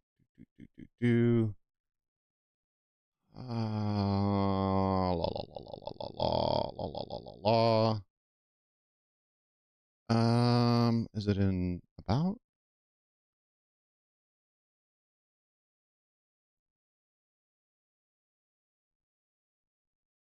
Where is it?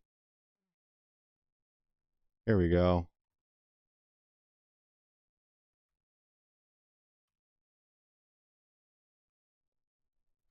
There it is. And thank you, Pagan. I appreciate it. So, do you still care about Squadron 42? And the answer is yes at 64%. Okay, that's not even 1,000 votes, first off. And the medic guy is not wrong. He's not wrong. we're pledging for ships in the PU that you can't use in Squadron 42. It's not like, okay, this is an extreme example, but you are not going to be able to pledge for a Carrack, and then when Squadron 42 releases, be like, yeah, my in-game ship is a Carrack. That's not how it works. You're going to be stuck with a Gladiator or an Arrow or, you know, whatever the hero's ship is when you first start off. You can't be like, oh, Connie Andromeda, I want the missile boat. I'm going to start playing Squadron 42 with the missile boat. Long remembered. Thank you. I appreciate that. I really appreciate that. Thank you, Pagan. I appreciate that very much. Thank you. Thank you very much. But you can't take your 890 or your Carrack or your Connie over to Squadron 42. That's not how it works. So I don't disagree with Medic and his sentiment. I think it was worded badly. And Erad, your poll is great. It's under 1,000, and I'm not saying I could get 1,000 people to vote on mine, but I think 1,000 would be a much better indicator. You know, I'm not making fun of you, Erad. I'm just saying 1,000 would be a better temp than 600. And no at 36%. So all right, and let's have a look at what people say. Squadron 42 is the game. Persistent Universe is just an add-on. There you go. Some people care. Everybody, welcome JT to the PC universe. He's soon going to be getting Star Citizen as well. So we're gonna have to make sure we take good care of him. I'm kidding. Only about Squadron 42. It's a thing, right? Now, Sakoya here never did. It's one of the 36%. Never did. All right, fair enough, right? I don't care about Squadron 42. I don't do the missions in the PU. I prefer free roam. All right, cool. I care about the PU. So lots of people here who comment. Looks like it's Squadron 42 is not the game. There's a guy down here towards the bottom of the screen. It says Squadron 42 is the game. The Persistent Universe is just a nice add-on. I already did a video on that and how it's the opposite. The PU was the game and the Squadron 42 was the add-on. Pinpoint, right? The vocal minority. Pretty much, That's JT. something that you often see. Thanks, Mason. In a lot Thanks, of places, appreciate it. Right? It's like the angry people. The angriest people are usually those who get angry. You know, they get angry on their keyboard, and they are the ones who make the most noise. But when you look at this, that is the reality. The majority of people actually do care about Squadron 42, but there are people... See, but it also depends upon your circle, Erad. Erad, your circle of viewers want Squadron 42, whereas I would assume a large majority of the viewers that I have don't want Squadron 42.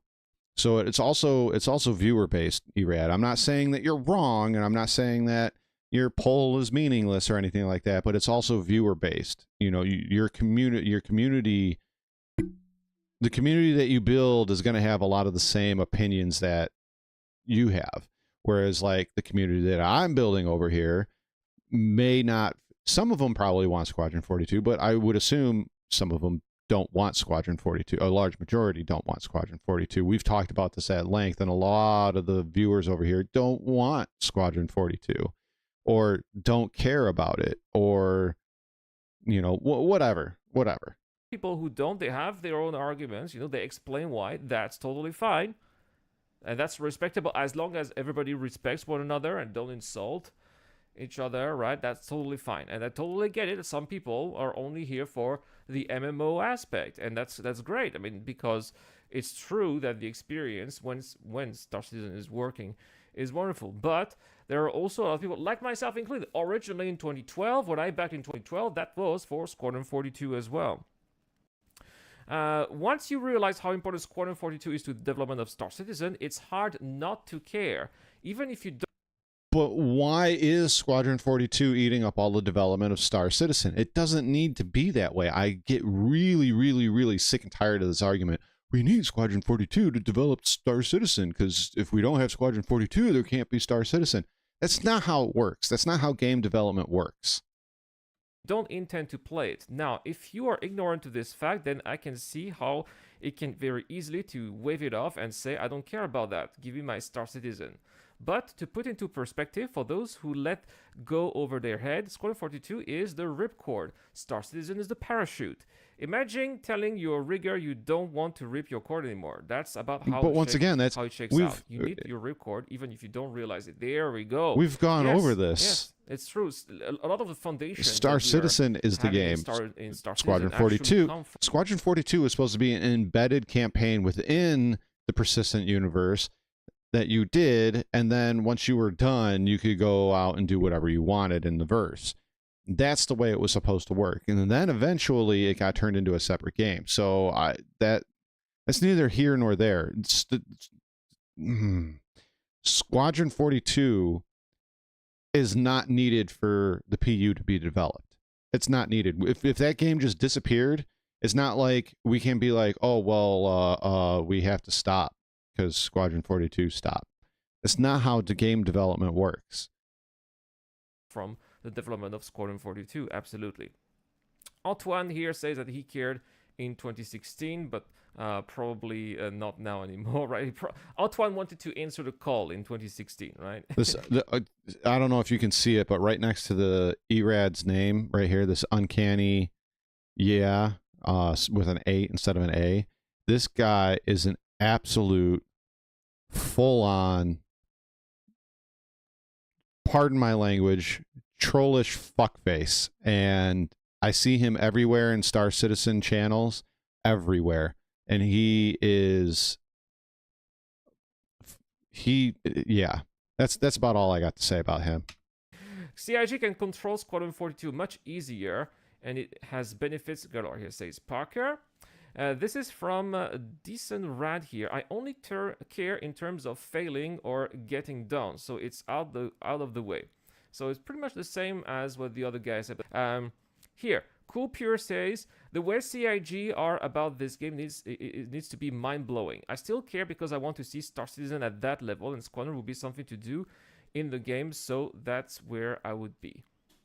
Rengar here says, I care about Squadron 42 mostly because of the success of it and is needed to finish Star Citizen. Of course I will play Squadron 42 when it comes out, but for the same reason I will play Starfield to breach the time until Star Citizen is released. Yeah, that's also, I think that a lot of people will be doing that as well, right? Because eventually we're waiting for the next development of Star Citizen, we're waiting for the next star system, we're waiting for server meshing, and but see, we wouldn't be waiting if they didn't have so many people working on Squadron 42, but I digress. Sometimes it can get boring. Sometimes there can be frustrating bugs.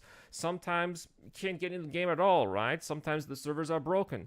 If we have something that keeps us busy at the same time, it wouldn't it wouldn't have to be that way if they were actually developing the PU and not Squadron 42. And my response is still the same. The funding model is not set up for Squadron 42. It's set up for Star Citizen. People don't pledge a $750 A2 to use it in Squadron 42. They spent that $750 on an A2 to play it in the PU. That's how the funding model works. The real game is the PU. The secondary game is Squadron 42. It's always been this way. Just go back and look at their Kickstarter page. It's Star Citizen and the Persistent Universe, and then it's Squadron 42. And they even say what Squadron 42 was. time Squadron 42 can be it. Hey man, I got this Squadron 42 7 years is a long time. $20 ad, says Panther Ken, when I joined last year during the Foundation Festival. Looking forward to unlocking my F8 Lightning. Oh yeah, there you go. Hey, it's Ken Claudio. I only care to see when it's finished so that I can know when it's done leeching off the PU development. Some dev on StarcitizenLove or RSC, I can't remember which one, mentioned that it didn't have the support from other departments that they needed to finish their projects. Where do you think all of that support went? Yeah, we know. It's been openly said that it went to Squadron 42. My game package is Star Citizen and Squadron 42 combo. I'm looking forward to revisiting my mission sequence vibes I had in MechWarrior 2, 3, and 4. And of course, X-Wing TIE Fighter and X-Wing Alliance. Yeah, I think that's what we're going to have in Star Citizen style. Yeah, as he says. I don't think a lot of people are going to like that, is making except a for the very good older point. backers that are in their Most 40s. weren't there for the 2013 reveal, including me, so there are a great many backers who bought this for Squadron 42, while others don't even know that there is a single-player component. I'm looking forward to both, and I'm curious to see if they give us the F8 for free after game completion, or if they allow us to pay for one. Either way, Squadron 42 should They're be probably a going nice to allow game us to once pay released. for one, which is Something new to unfortunate. pass the time while they fix the PU. There we go. So, interesting mixed bag here. No, people do care about Squadron 42, and there genuinely are people who want to play. There are some people, like this gentleman here, like Medicris, there are some people, it's true, who don't care about it. They don't want to have anything to do with it. They want it Me, I to don't. burn in hell. All right. But there are also some people who care about it. And even if they are in the quiet majority, I agree, sometimes Andrew. they also express their opinions as a counterbalance, right? So great comments here. And I think that this was a good discussion. And I'm glad that the people here were not too sour and remained cordial and civil. So that's awesome. Thanks, Erad. I didn't think that this video was going to be going over a poll. Yo, what up, Canop? I didn't think that this video was going to be going over a poll.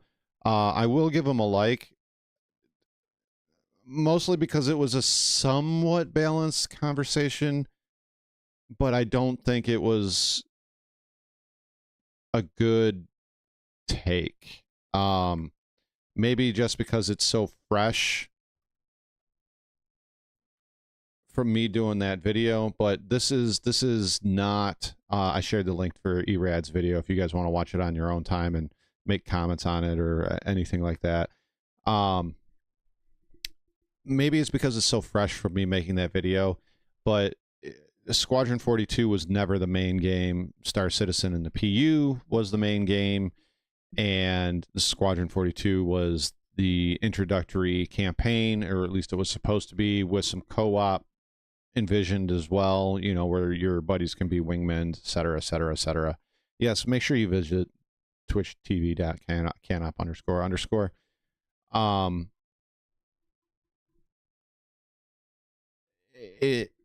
I think now it's gotten to the point where you have one of two. Okay, let me take out the Squadron 42, the people that want Squadron 42. Squadron 42 for us backers of Star Citizen quite often is used as a digital meat shield. Well, why doesn't this work? Well, Squadron 42. Well, why can't we have this? Well, Squadron 42. Well, why does this do this? Squadron 42. Well, when can we have this? Squadron 42. It seems to be a digital meat shield for any and all of our questions, wants, and our deep-seated issues within Star Citizen. The Squadron 42 also seems to be the place where developers go when there seems to be nothing else to do. And I say that tongue-in-cheek, but why? Pagan says it right here. I want them to stop taking PU text to create Squadron 42. I really think that's some backers pressuring Roberts to get it out the door. Might be a future funding unlock. It's very possible. I mean, there are multi-million-dollar whales involved in Squadron, or excuse me, involved with CIG. It could be one of these multi-million-dollar whales telling him, hey, you better start getting Squadron 42 out or I'm leaving and I'm not taking my funding with me. I mean, that could be. Or I don't know. There maybe one of his investment groups is telling him you have to get this out the door. I don't know. I don't know what it is. Maybe it's marketing. You know, this has gotten me in trouble before, but I've said several times that I don't even know if Chris Roberts runs the show anymore. I'm starting to wonder if marketing is actually running the show. Maybe marketing is who's behind all of this.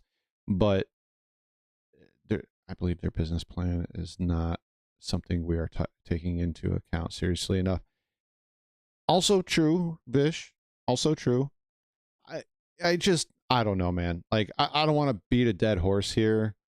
I just don't. I don't understand why so many things in Star Citizen has to be put aside for Squadron 42.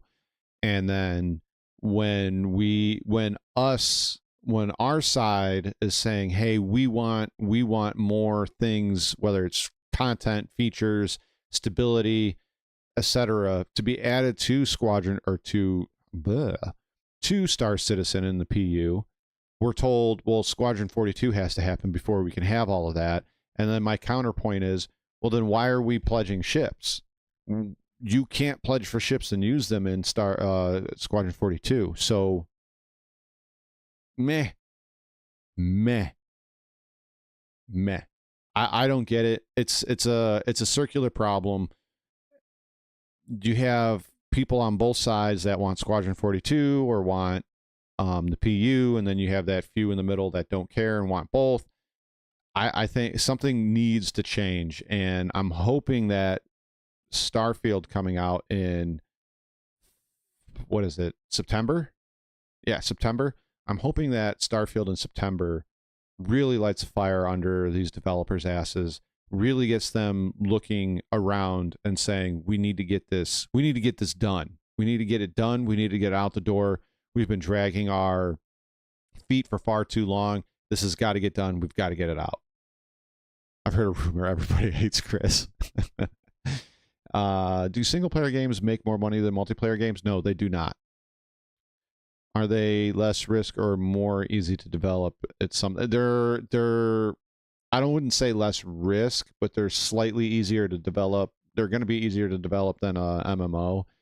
Their business plan is around selling ships. Is around selling content that doesn't exist yet. It's a psychological trigger they use in marketing. If the ships were out, we wouldn't want them so bad. That's true. The FOMO is definitely a thing, and they definitely prey on it. Yeah, September 6th is Starfield. I can't wait. Guys, it has been a wonderful, wonderful morning.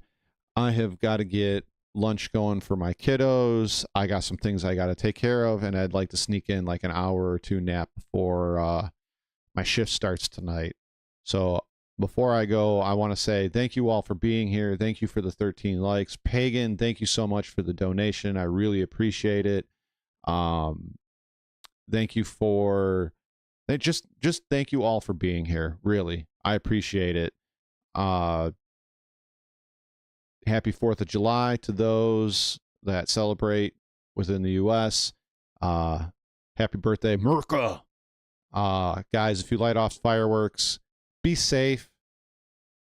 Be safe, please. And don't drink and drive. Please. Please be safe out there. I appreciate it. And with that, so long. And thanks for all the fish. You guys have a great day. Please be safe on this wonderful holiday. Please be safe. Please. I want to see you all back here. And you guys all in one piece with all your little fingers. Yes, skeet skeet. I forgot about that. You guys have a great one. Happy 4th. Peace.